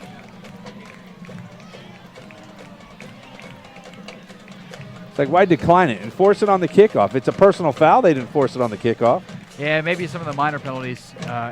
Those things change not only from level to level, but state to state. Each state has their own rules, high school football-wise. So it's kind of hard to keep track on some of these without literally reading the rule book, which I guess, if we're being honest with ourselves, is something that we know. We could do. Greater Dallas Youth Orchestra. Apparently, we don't know it as well as these guys do because we're calling everything and they're not calling a dang thing. Oh, we have eyes, which seems to help us. I'm not sure about them. Greater Dallas Youth Orchestra is an experience for your ears. Enjoy a cultural experience with your family without breaking the bank. Visit gdyo.org for more information. Look at where Denton's setting up. They know that they're supposed to be penalized. They're sitting back, lining up at their 40-yard line. Now they're moving up to the 50. They were expecting to be penalized. Whoops. And Mike Fuller wants an explanation. He's pointing like, wait, why isn't this enforced right now? That's a penalty. That's exactly right. We didn't decline it. I want that now. I just turned Mike Fuller into like a 12-year-old boy. Here comes the referee. He's going to run all the way up and say, well, I didn't decline anything. Why was it declined? Enforce it on the kickoff. And that allowed Jacob Sisk to get a little rest. He's going to come back out for coverage this time. He and Philippi convene at the past the 40-yard line, meeting up with Max Allen and crew. And now the referee's going to explain to Mike Fuller, you know, we haven't done post-game interviews with Mike Fuller this year. Depending on how this game turns out, we might just have to do that. You've got your iPhone, right? I do. I'll take mine down to the field. We can record that and send it back up. No. I don't need to. We can do it live. Yeah, we could. You know how to do it, right? It sounds like, Come on. It could be our last game of the season. It could be. It sounds like it might be for the both of us anyway. This thing happens on Saturday. You realize you'll have to pass on that New York Giants trip. Yeah, then I'm sorry, that's not gonna happen. So Mike Fuller is either satisfied or realized that he's not going to win over the forces of evil. And the referee goes back all the way across to the far corner. Hey, if nothing else, you made him work out a little. Which is always terrific. We encourage fitness for everybody. Yeah, thanks. Were you looking at me when you said that? No, I wasn't. Okay. So here's Max Allen. He is not far behind the ball. This will be a chip or an onside kick. It's a chip. It goes down. It is fielded at the 20-yard line. Almost running tackled. into his own man. Twice. Hunter runs into his own man again, and finally runs into some Colleyville Heritage men. Ooh. Got about 9 yards. Valley took a punch. Watch this when they get up. See him holding his hands up? In the pile, he punched the guy in the head, Hunter, while he was down on the ground. This is going to get chippy. Well, that was Valley right there. He dove in to stop him at the end, and then with nobody looking, kind of threw a punch into his head. And, of course, Hunter jumps up, and he knows exactly who did it. Valley throws his hands up like, what? I didn't do anything. Well, Valley's been on the receiving end of some cheap shots tonight from he's just getting payback. The Ryan offensive lineman. And the crowd is into it here. It's a pretty empty stands here on the near sideline as Williams takes the carry. He's getting drugged down by Cade Carter, slows him up. Well, now he's decided to run. For Braxton Martin to finally finish him off. He broke a couple of tackles and is down across the 36-yard line. That's the kind of run I would expect to see from that young man all night long. That time he looked like he had some fire in his pants. Fire somewhere. He had an urgency about him. There you go. The all-white unis. And there he is back to doing nothing, and a great job. Dancing in the backfield. Tyrone Williams, a loss of 2, Doug. Nice job in there. Diving in to make the shoestring tackle is Cade Garner. And that carry went off of right guard, so Ball's Huge. on the far hash. It's a big 3rd and 5 with 80 seconds to go in the third quarter. The fans into it. More of them on the Denton side than the Colleyville side, but this Colleyville side is loud. Sideline bouncing, cheerleaders, hands above their heads clapping. As it's 3rd and 5. Mitchell takes a snap, looking, Boom. rolling. He's under pressure. Somehow gets out of it. He's running. Crouch taking him down in the backfield. All the way back at the 26. A huge loss. Jared Crouch with the biggest sack of the game with 45 seconds to go in the third quarter. Colleyville Heritage is going to get the ball back on a punt, and if they score a touchdown, an extra point, they'll have the lead. Do we set up a return here is the question. Tell you what, Ryan Philippi is looking really draggy right now. They're playing defense. They're watching for the fake. Sisk is back deep. Philippi's kind of midway back, eyeing things. Punt is off clean as a high spiraling kick. It bounces at the 30 and went out of bounds. Wound up bouncing back in, but it went out of bounds at the 26-yard line. So a good punt from Orozco. I would be shocked, quite frankly, if that guy's not getting looks to kick at the D1 level. If there's It's a lot of punter air. or a kicker. Yeah, a lot of air under the football. And he's been exceptional tonight, both on kickoffs and on punts. And now Griffin Pickler's got 8 seconds left in the third quarter, so one play, but got the fourth quarter to go, 74 yards here. Try to tie this game. Good math, quickly, by the way. 80 is at the 20-yard line, so I just subtracted the 6, because let's be real, math is not my strong suit.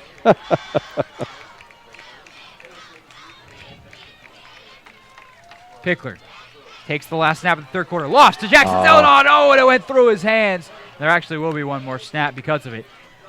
Well, out at the 42 would have been first down yardage. He was going to get popped, but I guess he heard footsteps. That's a product of Jackson Zeldon. When those hands went up, he thought, you know what? My ribs are really important to me. And he short-armed that one. And he still got popped a little bit in the ribs. Not the way he would have gotten popped had he caught it, though. So Pickler now on the final snap of the quarter. 4 seconds to go. Screen pass up the middle, and it's dropped. It's a short crossing route to Sisk. It was a middle screen. Well, and a horrible throw right there, unfortunately, from Griffin Pickler. Well, he was under pressure. Coming off the edge was Amir Muhammad. That was the final snap of the third quarter, Doug. So we'll take a timeout. Come back with the fourth. 34-28. We have ourselves a game here. It's round one of the playoffs here on Champion Sports Radio as Colleyville Heritage trails 34-28. Jason Ridley Agency is a proud sponsor of Colleyville Heritage Panther football. The Jason Ridley Agency offers home, auto, boat, motorcycle, RV, and coverage for all your valuable property, including business insurance. The Jason Ridley Agency is conveniently located in Colleyville, and you can find them online at jasonridley.com or call them today at 817-281-4500. The Jason Ridley Agency says, Go Panthers! Nationwide is on your side. There's a time and a place for everything. As you'll see, projections for the next quarter are... He shoots, he scores! 2 points for team middle management. The office is not one of them. Jack, can I see you in my office? No pouting, it's your ball. Let's see what you got. But Whirly Ball is. For corporate events, team building, and private parties, Whirly Ball in Hearst and Plano is electric fun. Test your skills on the arcade games. Zip around in your Whirly Bug for a Whirly Ball competition. Or play the most affordable laser tag in the city. Learn more at whirlyball.info.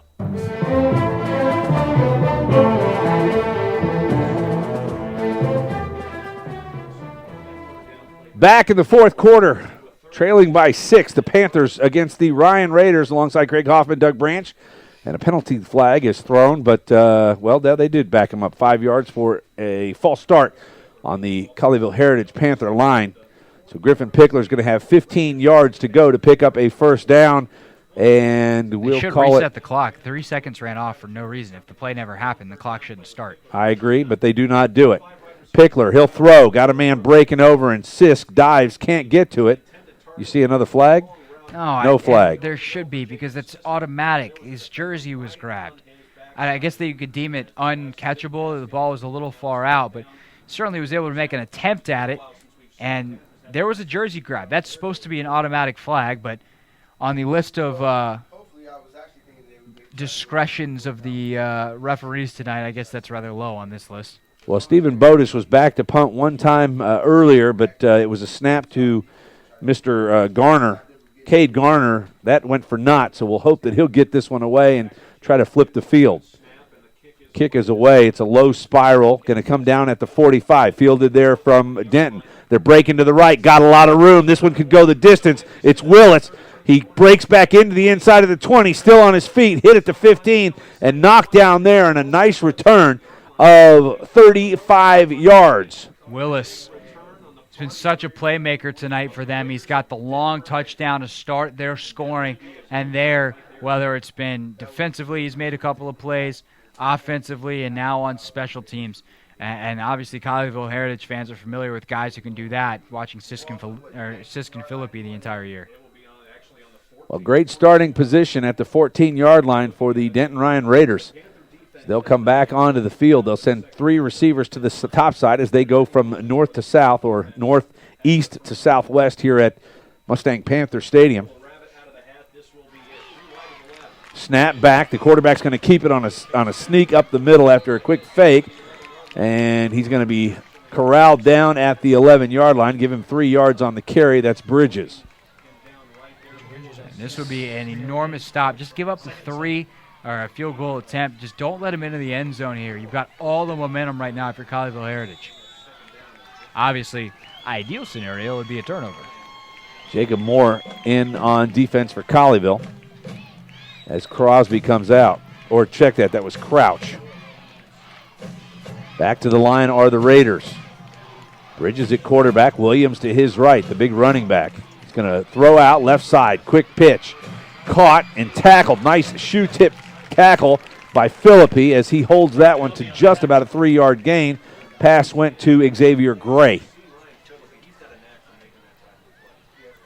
And if Philippi doesn't haul him down right there, that could be a touchdown for the Raiders. Yeah, the other DB out there, Harrison Reed Ducros, was blocked. And so it was up to Philippi to make a one-on-one tackle, and he did on Xavier Gray in space. Well, Reed Ducros is going to be one-on-one against his receiver here. He's out on an island. Bridges with 2 receivers to the right side. Colleyville in the 3-4. They'll throw it that way, and it's going to be out of bounds and caught. Nice job by Harrison Reed Ducros as he stays in front of the receiver, even though the receiver catches it. Out on that island, he ends up in the water. Jordan Murray just got too far outside on his route. He's got to fight back and either whether it's draw a flag or make a play on the ball. You can't let yourself get forced out of bounds there. And that's a big win for this Heritage defense after the big punt return by Willis. 4th down and 4.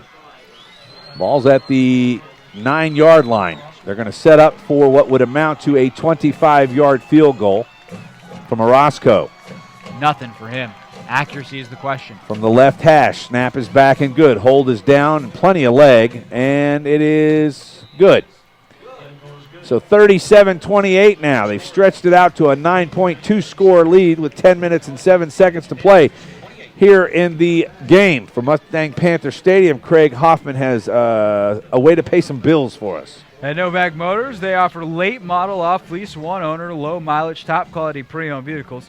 Go see them in Bedford, just west of Brown Trail on the south side of the Airport Freeway, or visit them online at novakmotors.com. Coming up after the game, the Accident Advisors post-game show. Boy, do we have a lot to talk about. Don't forget Thomas Lee's with Accident Advisors. Don't put off the things you know you should do today. Call Thomas Lee and start a financial strategy so you can prepare for the things you need tomorrow. ShockboxEFW.com, also a proud sponsor of Heritage Panther football. Easy for me to say, Doug. You're warned instantly when a player has experienced a head impact that could result in a concussion. Visit ShockboxEFW.com today. All right, Craig Hoffman, thank you for that. Colleyville will send its receiving team out on the field. They are down by 9 with just over 10 minutes to play in the season if they do not get ahead shortly. The kicker is Orozco. Absolutely fine field goal place and punter. Ball's high, comes down at the 10. Here comes some trickery. Right-hand side, it's handed off, and I'm not sure why Their regular returns hadn't been working tonight. No, I was going to say if we had time for that kick. We haven't had I guess Sisk has an interception and he has a touchdown reception, in your standard offense, but we haven't had that huge game-changing Sisk or Philippi play yet. Philippi did have, they've had their usual, standard big plays you expect from impact players, but that one game-changing play, it's still floating out there from one of those guys, whether it's a return, an interception return, that non-offensive touchdown that has become a staple of this team has not been scored yet. Obviously, right now, an offensive touchdown would do just fine. 2 receivers to each side for Pickler. Takes a snap, looking left. Throws out, left-hand side. DeMarco Corbin's got it. He'll spin back to the center, to the 30. Now to the 35. Breaks away to the 40, 45, and he's pushed out of bounds at the 45-yard line. Nice spin by DeMarco Corbin as Paul Hunter is able to knock him out of bounds. And Colleyville is going to hurry it up right here as they've got Denton right back on their heels. Tempo, tempo, tempo. That has been the success tonight. Or been there when they've had success tonight, I should say. They'll mark it at the 44. Same setup. Pickler looks, throws left. Smith's got it. The big boy gets a nice block. He's going to get at least 10, 11 yards knocked out of bounds at the 44 and into Denton Ryan territory. And a Denton Ryan player is down on the field, and that was a Jacob Sisk cut block on number 15 for Denton Ryan. That's Amir Mohammed. And he's a lot of times you start to wonder, all right, okay, tempo, are they faking an injury? That was a cut block. No, he got cut. And he's not really want to put a lot of pressure on his leg. So certainly it's been just a bad night for injuries. We certainly hope Amir Mohammed's all right. Let's take a quick break while they look after him. Back in a moment on Champion Sports Radio. When you want to build something, how do you start? With a plan, right? That's what AXA Advisors is about. We work with individuals and small businesses to help build financial strategies that get them closer to the things they want to achieve in life. Start right by starting your financial strategy with AXA Advisors. Call Thomas Lee at 972-455-9114. That's 972-455-9114. Securities offered through AXA Advisors LLC, 212-314-4600. Member FINRA SIPC.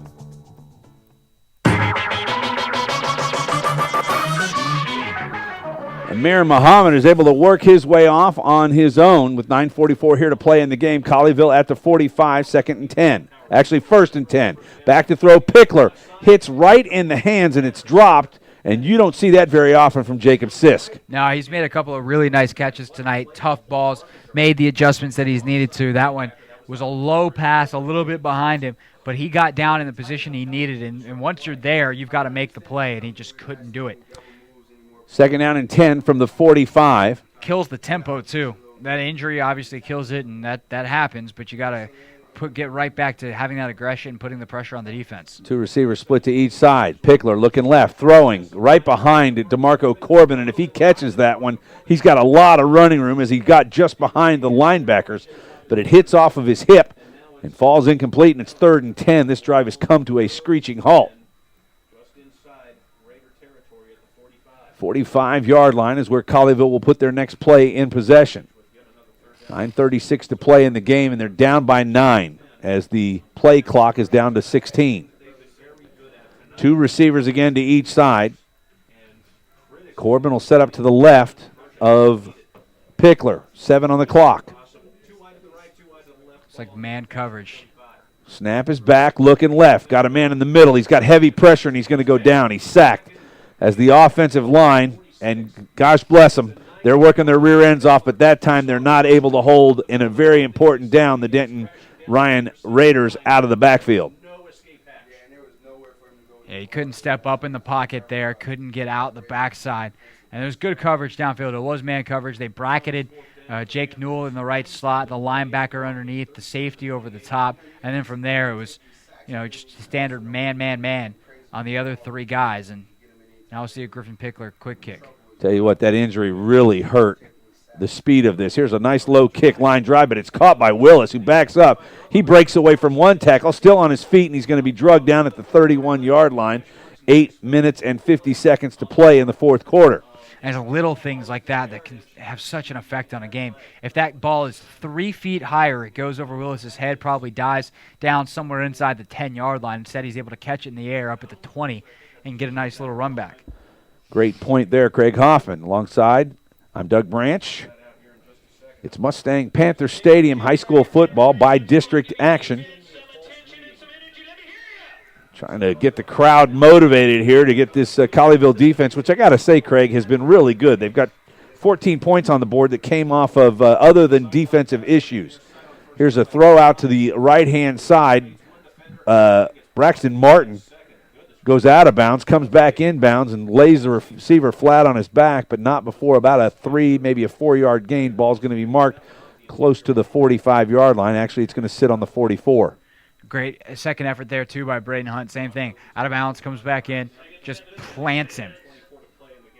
Got blocked. And Hunt, man, he's had 2 bad plays tonight, a missed tackle and a missed coverage. But, man, is he playing hard. Mitchell Bridges has gone the whole way at QB for Denton. He's going to look, throw, slant route down on his knee. It bounces.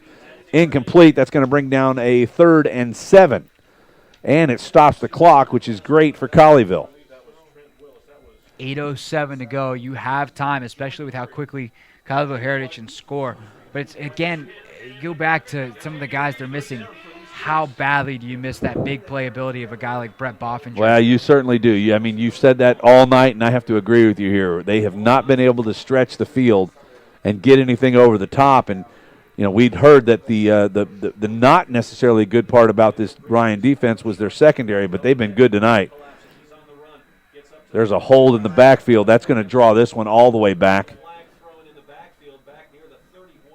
And Joey Florence is beside himself over there as the big lineman grabbed on, did not let go, and that's going to bring that one back. That could end up being a huge play with 8 minutes to go here in this game. Yeah, Tristan Brown, the junior offensive lineman, big 330-pound guard. I don't know if he's upset with himself or upset with the call. Either way, he's upset. I wouldn't want to be on his way when he's upset.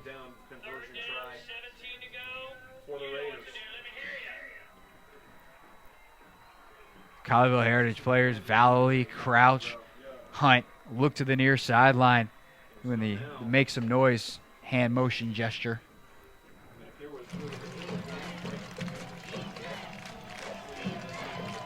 Third and 17. Snap back to Bridges. He'll give it up off the middle to Williams, who breaks to the outside. Host of Colleyville defenders there, and they're going to drop him, and it's going to be 4th down and 12. One time tonight, I believe I've seen Williams where he looked like he had some. A lot of dancing. Yeah, he just doesn't want. For a big guy, you think he would just blow people up, but he wants to run around people, and he doesn't go to the hole hard. Surprising. It doesn't really get downhill fast. They'll get Philippi a rest here. Sisk back to return the punt. And once again, battled cramps tonight too. So, and here looks like that calf is cramping up again. Once again, a guy who's been a fairly decent weapon so far tonight, Orozco, gets this kick off straight up in the air. Not quite as deep, not going to be returnable. It'll hit at the 40, bounce to the 45, and it's down at the 45-yard line. So from the 27 to the 45, that's about just over 35 yards on the kick, and great field position for Colleyville down by 9. And Orozco had to pull up a little bit on that. A good job. I think it was Jared Valley got up the middle, put some pressure on, and he kind of pushed his guy back into the last punt protector back towards Orozco, and it caused him to yank upwards at the last second, and that put that ball higher in the air and not quite as deep as Orozco wanted it. Colleyville takes over at their 44. Down by 9. They need 2 scores, but they've got plenty of time. Snap back to Pickler. Heavy rush coming. Over the middle throw, and it's picked off at the 40-yard line, and that's number 3. Well, it's either Robert Connor or Asher Miller. I'm going to say it's Robert Connor, the senior. Pickler overthrows the intended receiver, Jake Newell, and just like that, the air may have just come out of the Colleyville wind balloon. Every time we've given up on them tonight, they've come back stronger, but Eventually they're going to run out of time, and Mike Fuller's probably telling that right now to Griffin Pickler, man, we can't have that throw in that spot. It was a bit forced. It was a tough throw. It had to be perfect, and sometimes safe is better than perfect. Bridges back on, snap back, he'll keep it, take it right side, got room all the way across the 50, down to the 47-yard line, and 13 yards by the quarterback. And Isaac Lee is down again holding that arm. He is going to be so sore tomorrow. It wouldn't surprise me if he's hurt. Not, or better yet, it wouldn't surprise me if he's injured and is just playing through it. Well, I tell you, if Colleyville's able to get by and win this one, Katie bar the door next week for who they have. They've already got a lot of freshmen and sophomores called up from JV. Who knows who they'll be playing with? Yeah, we're going to need some new rosters. Snap back, Bridges, hands it off to Williams. Got room left side. Oh, no. I thought and the somebody left tackle moved. moved early. All right, we've got a false start. Of course, if the official would actually throw his flag up in the air, you'd see it. Right, instead they just drop it at their feet. I guess the L is for lazy instead of lineman. Yeah, the whole point of a flag is for everyone else to see it. Like, throw it up in the air. See how high you can throw it. Yeah, you know you threw it. The idea is for us. Everybody to know. Next time I'm going to send you to talk to the officials before the game. Hey, do you know how to do your job? No? Okay, you can leave now. We'll just call penalties from the booth. Bridges in the shotgun, takes a snap, hands it off to Williams, coming left. He's got a little bit of room. There's a hold right there on Isaac Lee. No call. Up, there's the flag. Well, at least we saw the same thing this time. And look at him. I tell you what, he hasn't moved from that spot just about. The linesman kind of stays there. I'm not going to say any more than that, but he got the call right. So it's going to be a hold, and they're going to back up Denton Ryan.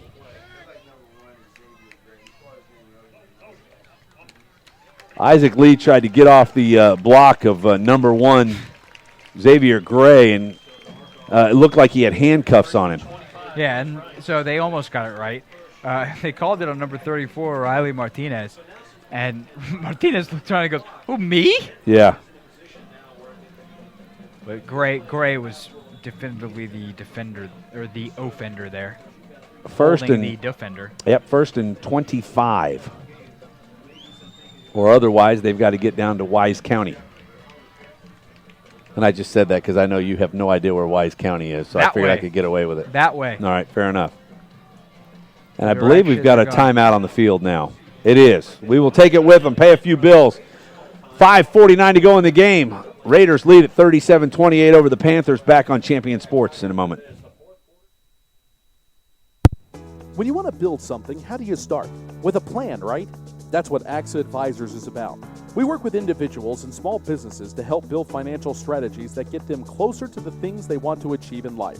Start right by starting your financial strategy with AXA Advisors. Call Thomas Lee at 972-455-9114. That's 972-455-9114. Securities offered through AXA Advisors LLC, 212-314-4600. Member FINRA SIPC.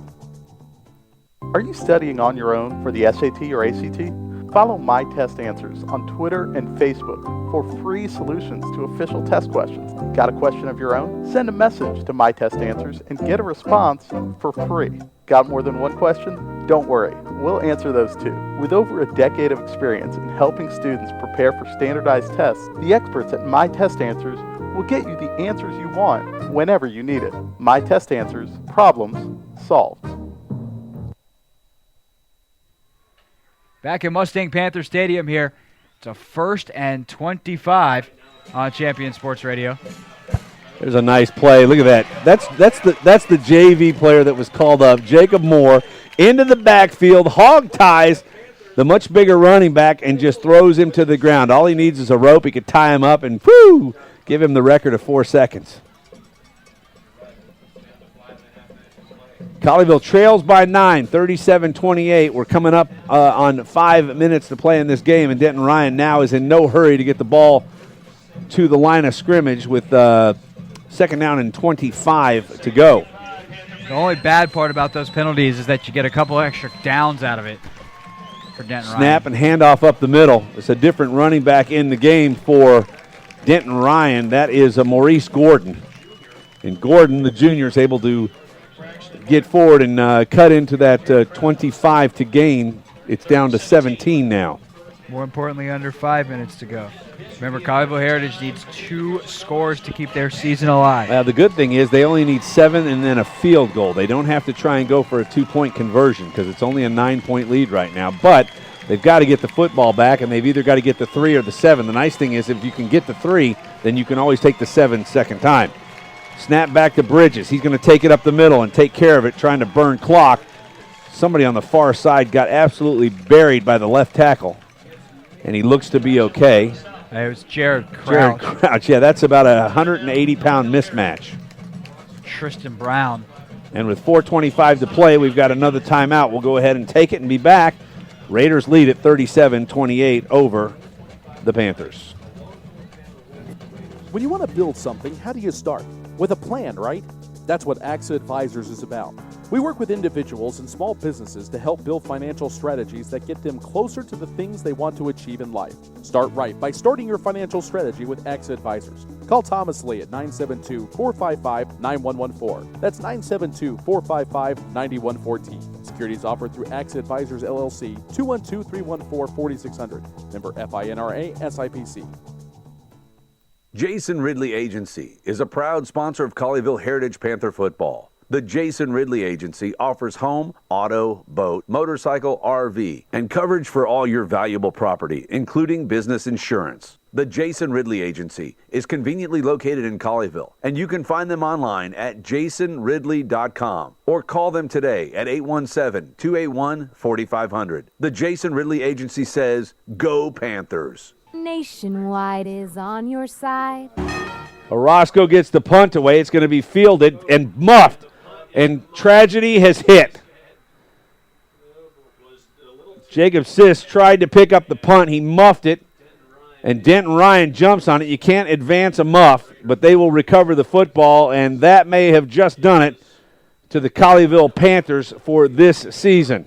And again, the injuries strike. It was Braden Hunt actually back there, Doug, with Jacob Sisk. Hunt was the one who tried to field it instead of Ryan Philippi. Philippi probably doesn't make that mistake. Hunt is back there instead, fielding less than his 5th punt on the year, if even that many. That might have, I can't remember another one. It might have been his first. And for the senior, likely his last in high school. Hard to believe that Denton Ryan will put the ball up in the air. They go into an I formation. One receiver to the right. They'll hand it off up the middle. Williams, and apparently he likes the I formation more because now he doesn't want to go down. Host of Colleyville defenders take him down on the far side, but he's going to be close to the first down. They'll give him 8, and he's down to the 15-yard line. And that time he pulled or put his headgear down and just bowled forward. Braden Hunt, a good job to hang on and then suplex him. And Isaac Lee, man, he's done. He's down on his knees again, just in pain. Another thing, too, Joey Lawrence needs to get off the field. He's out over there on the far side, and as the play was being blown dead, he's out there to talk to Mitchell Bridges. Like, he's out by the numbers. Oh, he's past the numbers. And this was before the play was happening. Get your butt off the field, man. Craig Hoffman. His views are representative of him only. I'm kidding. My views are representative of those of us with common decency and common sense. I'm with you. Isaac Lee's going to make his way off. They've been doing it the whole game, though. He's been out there the whole game across the numbers. I mean, if there's a timeout like now, okay, but you're right. He was out there way before that. Like the play was still wrapping up.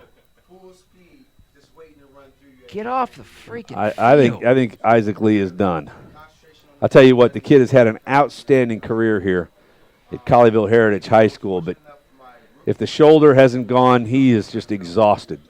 This defense has been out there a long time, and without a couple of freaky plays, this is a Colleyville Panther win. Yeah, I mean, when they talk about getting dragged off the field, Isaac Lee just got dragged off the field, left everything out there. Been an absolute joy to watch this season. Wish nothing but the best for him moving forward. Ryan will come to the line. Bridges under center, I formation. They're going to hand it off. He'll keep it. Bootleg, left-hand side, got room, and he's going to get the first down. That'll keep the clock moving as soon as they reset the chains, and he's down to the 6-yard line. Be interesting to see if Denton Ryan actually tries to put the ball in the end zone or they just milk the clock. Colleyville still has 2 timeouts left. You and I are looking at the same spot. Yep. Not sure those 2 timeouts are going to be useful, though, as our good friend Scott Van Pelt says. Useful, those timeouts. Useful. Here's a handoff up the middle. Williams has got it. Pushes his way ahead maybe for a couple 3-yard gain, and Colleyville is going to burn a timeout right here. Might as well. I mean, can't take them home with you. We'll keep it right here, Craig. Let's talk about some of the sponsors that have been so loyal to this broadcast and this Colleyville Heritage team this season. Thomas Lee with Axe Advisors. Don't put off things you know you should do today. Call Thomas Lee. Start a financial strategy so you can prepare for the things you need tomorrow. ShockboxDFW.com. Be warned instantly when a player has experienced a head impact that could result in a concussion. Visit ShockboxDFW.com today. Whirly Ball HEB. Leagues are forming now, so visit online, whirlyballheb.com. Stat Geek, the simplest way to keep stats ever created. Available now in the iPad App Store. Online at statgeek.com. The Greater Dallas Youth Orchestra. Enjoy a cultural experience with your family without breaking the bank. Visit gdyo.org for more information. And, of course, remember, all playoffs long, you can follow Colleyville Heritage Panther football as a presentation of Champion Sports Radio on Twitter at Champion Sports, Facebook.com/Champion Sports Radio, and online at ChampionSportsRadio.com. Thank you, Craig Hoffman. 2:52 to play in the season for Colleyville, down by 9, and Denton Ryan sitting on the doorstep at the 3-yard line. Does not look good. But this team has had heart all season long, and they've shown even more of it, wearing it on their sleeve tonight, down a number of their better offensive linemen. Bridges under center. Snap, run up the middle, and this time Williams gets in for the touchdown. And that will, for the most part, shore this one up, and now we're going to have a penalty, as I believe Jacob Sisk had a little something to say to Denton Ryan. Now, they should waive that off, or they should enforce that right here and let him go 3 inches closer and kick the field goal. But watch, it'll be assessed on the kickoff. Yeah, the personal foul obviously does. And Doug referring to some calls early in the game that just disappeared as opposed to being forced on the kickoff. Like we've seen them earlier this season, which is odd. The officiating certainly a story tonight, something that we'll get to in the Axe Advisors post-game show. But big JT Williams there leading the way. Yep. Been a menace defensively tonight. And this defense, I'll tell you what, they have fought their heart out. They've done, and not that the whole team has fought their heart out. They are just, sometimes you have to say a team's outgunned. When you lose 4 guys on your offensive line to injury, when one of your better defensive linemen is playing with one wing, it makes it tough to beat a good football team. Yeah, I mean, Denton Ryan's going to have their hands full next week, though, if they play like this. Absolutely. They've had a lot of fluke plays go their way tonight, and credit to them. I mean, let's not diminish the accomplishment on Denton Ryan's side of winning a playoff game. Oh, goodness. How did he even get that off? Great hold. Wow. That was tremendous. That was Shamari Khan. Takes a high snap. I don't even know how he got it down on the tee, but they put it through, and it's 44-28, and the score is certainly not going to reflect how this game has gone down. But Colleyville should be proud of the season they've had, the way that they started. They rallied back. Griffin Pickler became the quarterback that we all thought he would become. But unfortunately, they've run into a buzzsaw, and they haven't had all of their weapons to use tonight, and that has spelled basically the end of the season for this Heritage team. Yeah, with Boffinger out, I mean, I think that has wound up being an enormous part of Griffin Pickler's discomfort in the pocket. And it looks like Ryan Philippi is done because Gerard Henderson is now back to return the kick. He's had cramps all night. His calves have been cramping up, and again, the trainer working on him here on the near sideline. Just cannot get that out. Some hugs on the sideline is at this point down 44-28 with 2:47 to go. They know how tall this task is. And there's the enforcement on the kickoff. So they'll kick it from the Colleyville 45-yard line. Yeah, it'd be interesting. Shall we make a wager? Shall we gamble on this, whether he can kick it through the uprights from right there? Not really gambling. I will say he tries for it and gets it. All right. Orozco puts his foot into it. He nailed it, but he pulled it. Yanked it. That's in the bunker. Just misses the green to the left. Colleyville will take over from. Colleyville will take to the tower and new. All right, thanks, Greg. 2:47 to go in the game. Colleyville takes over at their 25-yard line. We'll have to see who and what Mike Fuller decides to do out there on the field. Pickler is going to come back in. Zeladon Newell, DeMarco Corbin, Jacob Sisk, and Trey Smith are your wide receivers. Now Corbin's going to set up in the backfield. From the gun, Pickler to throw. Getting rushed. He gets it out. It's caught by Sisk. A lot of room to work. And he gets out of bounds. And there's a late hit on the sideline, and they won't call anything. Shocker. He's out of bounds, putting a stiff arm up to the defensive back, and the defensive back pushes him one more time out of bounds and nothing. 4 yards out of bounds. I mean, look, he didn't bring him to the ground. It's not, again, the most atrocious call we've seen tonight, but that's only because of the right. But he was only 4 yards away, looking right at it. Let him go. Let him go. I realize that at this point it doesn't matter in the scheme of things at this point in the game. It does matter. A lot of these calls tonight, we'll get to this in the postgame show, have been about safety, and that's been the embarrassing thing for these referees. They put a lot of these kids at risk. DeMarco Corbin decides to stick his fist into the chest of the defender, who was on Randall Williams, who was also the defender on the last play, and they kind of get up and face up with each other, but nothing happens. First down from the 42. Pickler's to throw. Got a man out left side is Corbin, and he runs out of bounds at the 47-yard line. Efficient use of the clock here, but Denton Ryan is basically going to give up 10 yards on every play if they have to. And they are. They're just not covering the running back out of the backfield. They can't get to him fast enough. But Pickler's eventually going to have to take a chunk here. Down 16, need 2 touchdowns, 2 two-point conversions. That's offsides, no flag. Here's another throw, out of bounds. Smith's got it. And we're in run up the stats time. Smith throws the ball into the umpire and completely misses him by about 6 yards. And he doesn't have a ton of range. Did I say that nice enough? Yes, you did. If that was a putt, that was pulled horribly. You're I'm really throwing like the golf in, golfing, aren't I? Yeah, well, it's green grass out there. Has been all season. It is, and it won't change. First down from the 43-yard line. Colleyville has the ball from the shotgun. Pickler's got it, looking downfield. He'll flare it out once again. Corbin is wrapped up right there. Nice tackle by the defense and A.J. Anderson or Cade Tollison. Well, Tollison's a freshman, so we're going to go with Anderson.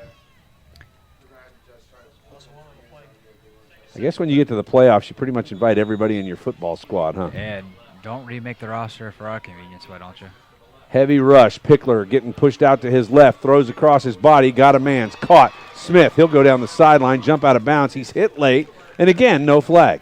I know there is a flag down. That one was thrown. And not only is it thrown, he's going to get tossed probably. And there was a late hit, there was a taunt, and then when the offensive lineman stood up for Griffin Pickler, there was a shove to the face, and that's not a good look for Sekou Clark, who's trying to get his butt recruited. Let's take a listen. Maybe they'll actually eject somebody. There was a late hit on Smith, too, on the left side. Automatic touchdown on penalty. We have 2. Oh, I was about to call it for him. Here's the call.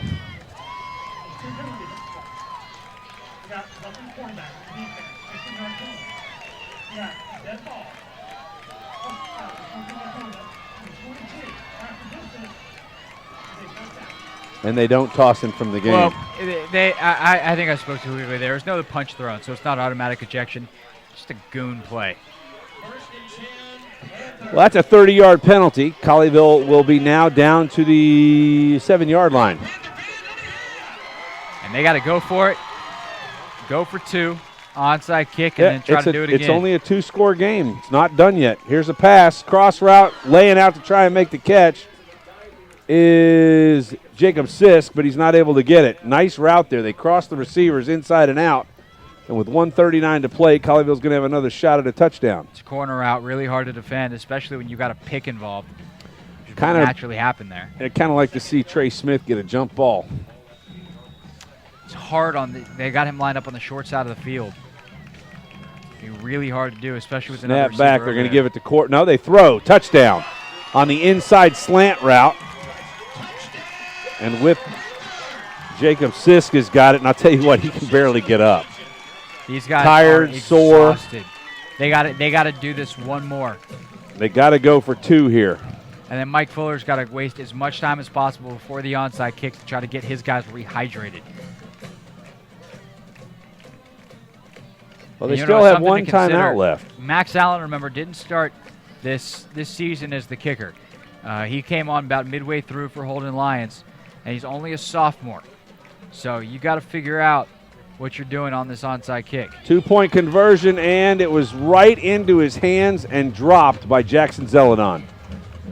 Hit him in the chest with the football. He couldn't come up with it, and 10 points is going to be hard to make up now with 1:35 to play, and you still have to get an onside kick. It was 2 onside kicks. It was a low throw. Zeledon got down for it. The coverage was good. It was right there. It was a tough catch. But in that spot, you're really looking for your guy to make a play, and Jackson Zeledon comes up just that short.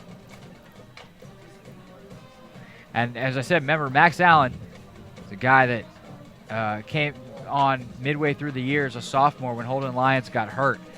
So you don't know how intricate his onside kick skills are. Holden Lions is in the special teams huddle right now. And I'll tell you what, kudos to this Colleyville Heritage football team for the heart that they've shown, and I said it earlier, and I'll be honest, I counted them out about 1 minute and 50 seconds ago. But they come back. If they get that 2-point conversion, they're 1 score away from potentially tying this football game. And I'm telling you, Craig, they are absolutely undermanned right now. They are fighting an uphill battle, but man, are they fighting. You can't give enough credit to Mike Fuller and his staff of keeping this crew together through injury, through more injury and more injury. The officials have not been kind to them tonight, and they've just kept on playing and playing and playing. And it's a shame that when you put forth that much effort, your season's probably going to come to an end. Now, here's an interesting play. They're setting up. They've got everybody within 15 yards of the line of scrimmage. Do you kick one over the top and see if you can run a guy down there and get to it? That's a risky play, but it's certainly possible. Looks like it's going to the right side. It's fielded cleanly by the Denton Ryan defender, and with 1 timeout, that is going to do it. And it was a hop, but not quite big enough from Holden Lions. He got it out there. Second hop, it hopped up, but it hopped up at fieldable level. You really want that thing to be up really high where you can lay a lick on somebody and get the ball loose.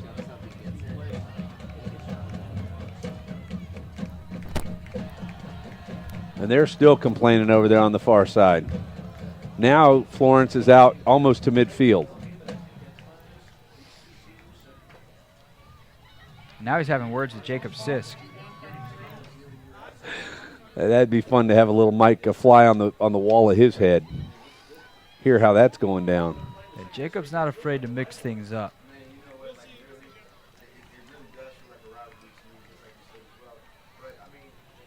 Minute and 35 seconds left in the season for the Colleyville Heritage Panthers. The 2013 season will come to an end tonight. They're down by 10. Clock runs down 1 second for some reason, as now there's only 1 minute and 33 seconds left on the clock.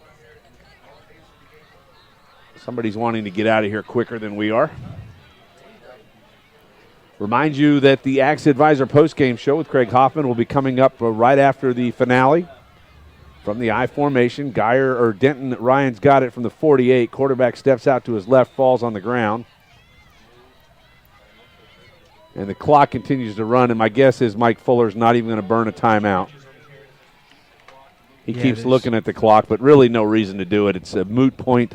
No, there's been enough guys hurt at this point. Just if you could just say, I know what, we're good. I mean, I guess technically you could forfeit, but there's no reason to forfeit with 60 seconds to go. But just get the clock to hit 0, and they should kneel the ball down here. Well, it became a very promising season for this Colleyville Heritage Panther football team is going to end in disappointment tonight on their home field, as it's going to be a kneel down now from the Raiders. Quarterback Bridges. And you know what? I'm going to call this kid out because he's been – you hate to call a high school kid a dirty player, but as close as you're going to get. And Mike Fuller now calls this timeout. And you want to know what? If he sends a guy after Tucker Cross, I wouldn't be shocked. Because you know what Tucker Cross did there? He came off the line of scrimmage and he went low. He didn't dive, but he kind of came down, bent over towards guys' knees on the defensive line. And that's garbage. I don't care how old you are, you got to know better. Don't go after a guy's knees on a play. This is the Greg Schiano thing, but it's in reverse. You're on the offense. You've won the game. Stand there. Well, especially on a snap and they're going to kneel down. There's no reason for you to even move. And if someone fires off the ball and socks Tucker Cross in the face, I'm not saying I endorse it at all. It's stooping down to his level, but I won't be surprised.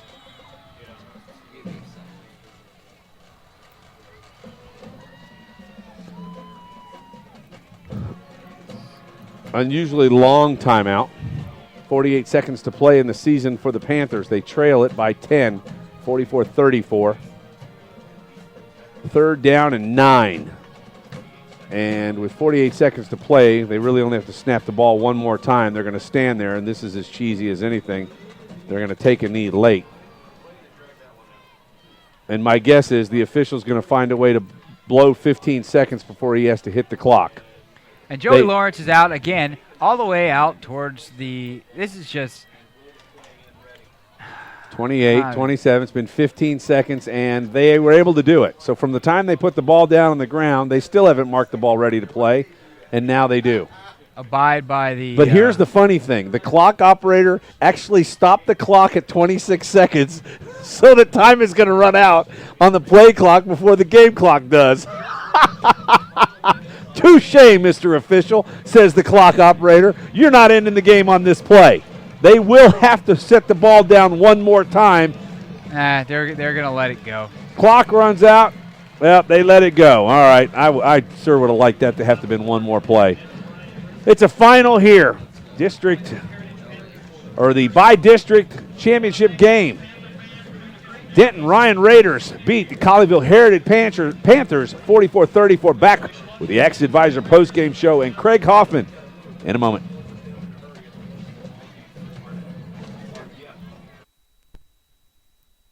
Just need more people to know that you're there.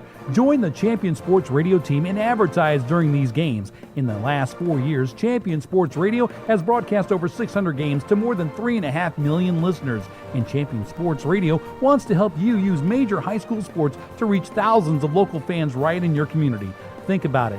Die-hard fans just like you tune in each and every week, giving your business unparalleled access to the community. It's the perfect way for smaller individually owned businesses to cultivate a core clientele or expand their already loyal customer base. To secure your prime commercial spot during the broadcast, contact Thomas Lee at Champion Sports Radio by phone at 972-741-0334. That's 972-741-0334 or online at championsportsradio.com. Champion Sports Radio, your home for championship broadcast.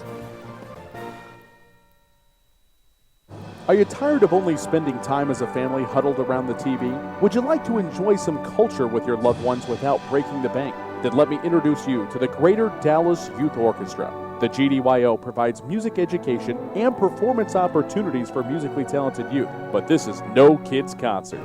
The GDYO comprises 7 different ensembles made up of over 425 talented musicians ages 8 to 18, representing more than 50 communities in North Texas.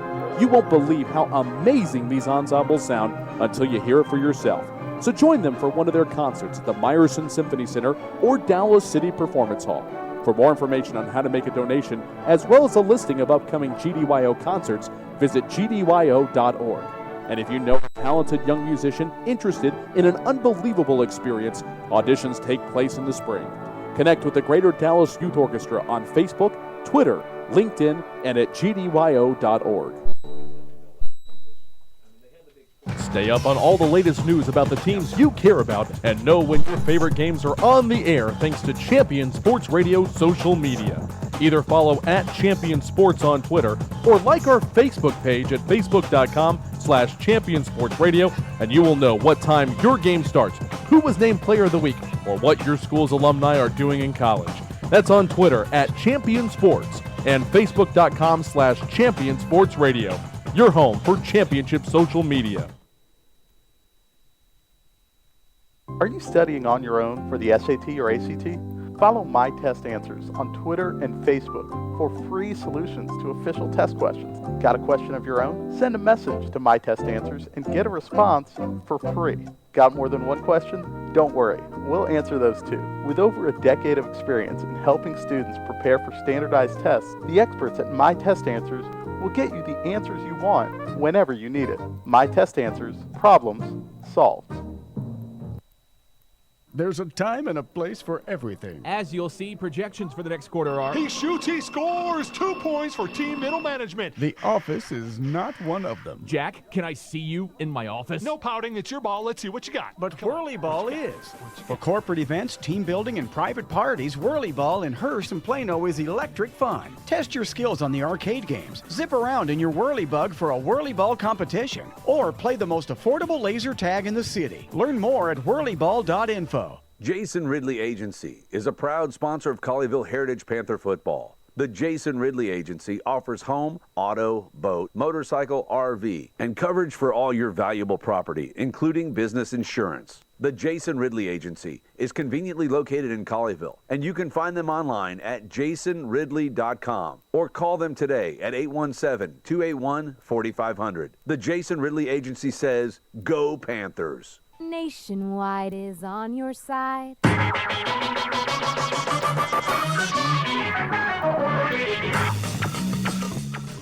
Back at Mustang Panther Stadium in Grapevine, Texas, where the Colleyville Heritage Panthers lose their playoff series or game against the Denton Ryan Raiders 44-34. Alongside Craig Hoffman, Doug Branch, this is the Axe Advisor post-game show.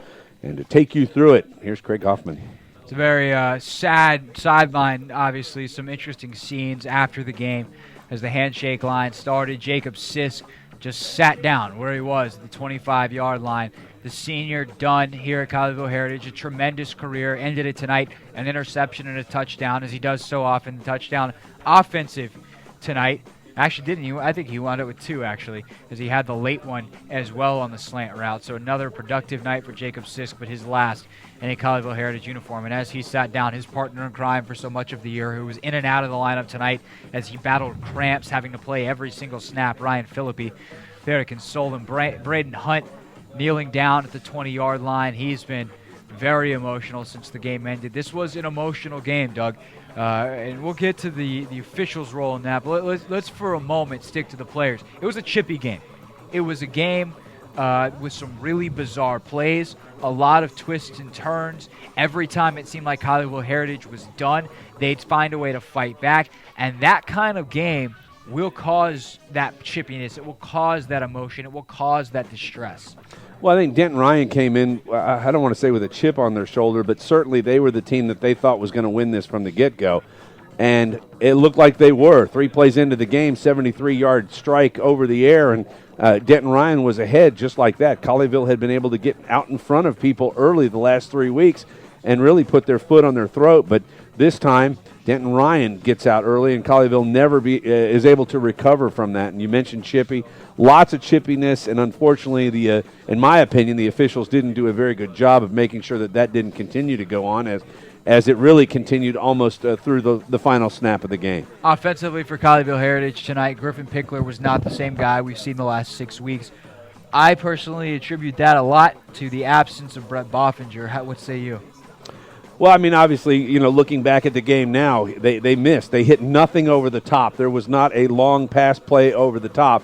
They were able to work the sidelines, but turnovers really cost this team 3 very crucial turnovers, and points came from 2 of them, and that's the difference of 10 points in this game, are the 2 touchdowns that come from those turnovers. And actually, I say 4. There was 4 turnovers, or 2 interceptions, 2 fumbles, and then a couple fumbles that they didn't lose. But you playoff time football in Texas, you have got to take care of the football, and the team that wins the turnover battle typically wins the football game, and that goes the way of the Denton Ryan Raiders tonight. Not only do they miss Boffinger's production, which they didn't even miss that as much as maybe you'd think, because Sisk was his direct replacement, and he scores twice, has a very nice game, but at the same time, Sisk would have been able to be elsewhere on the field, and just the comfort level of Griffin Pickler was not there tonight, made some poor decisions for the first time in a couple of weeks. The overriding theme of this game, though, unfortunately, is going to be the officiating. I think if in any game column, and we've got writers from 3 different newspapers in this story, and I think the officiating would have to be mentioned.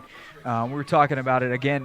We have another one of the radio networks here, and Anthony Dorsett is here, and I was talking with him at halftime, and we're just going like, look, these are calls that some of these are safety calls that have to be made, pass interference calls, hitting a defenseless receiver calls, late hits.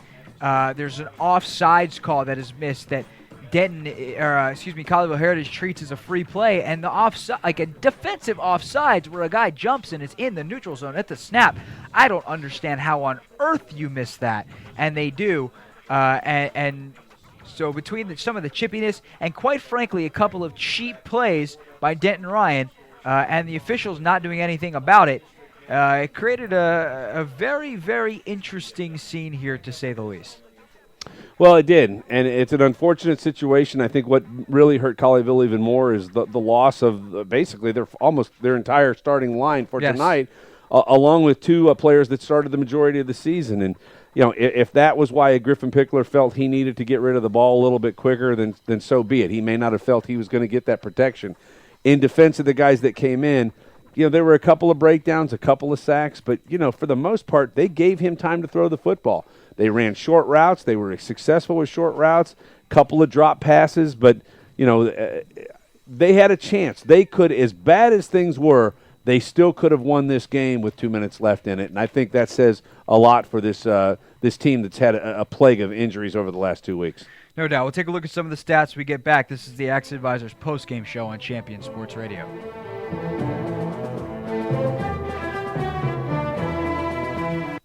When you want to build something, how do you start? With a plan, right? That's what AXA Advisors is about. We work with individuals and small businesses to help build financial strategies that get them closer to the things they want to achieve in life. Start right by starting your financial strategy with AXA Advisors. Call Thomas Lee at 972-455-9114. That's 972-455-9114. Securities offered through AXA Advisors, LLC, 212-314-4600. Member FINRA SIPC. Jason Ridley Agency is a proud sponsor of Colleyville Heritage Panther football. The Jason Ridley Agency offers home, auto, boat, motorcycle, RV, and coverage for all your valuable property, including business insurance. The Jason Ridley Agency is conveniently located in Colleyville, and you can find them online at jasonridley.com or call them today at 817-281-4500. The Jason Ridley Agency says, "Go Panthers." Nationwide is on your side.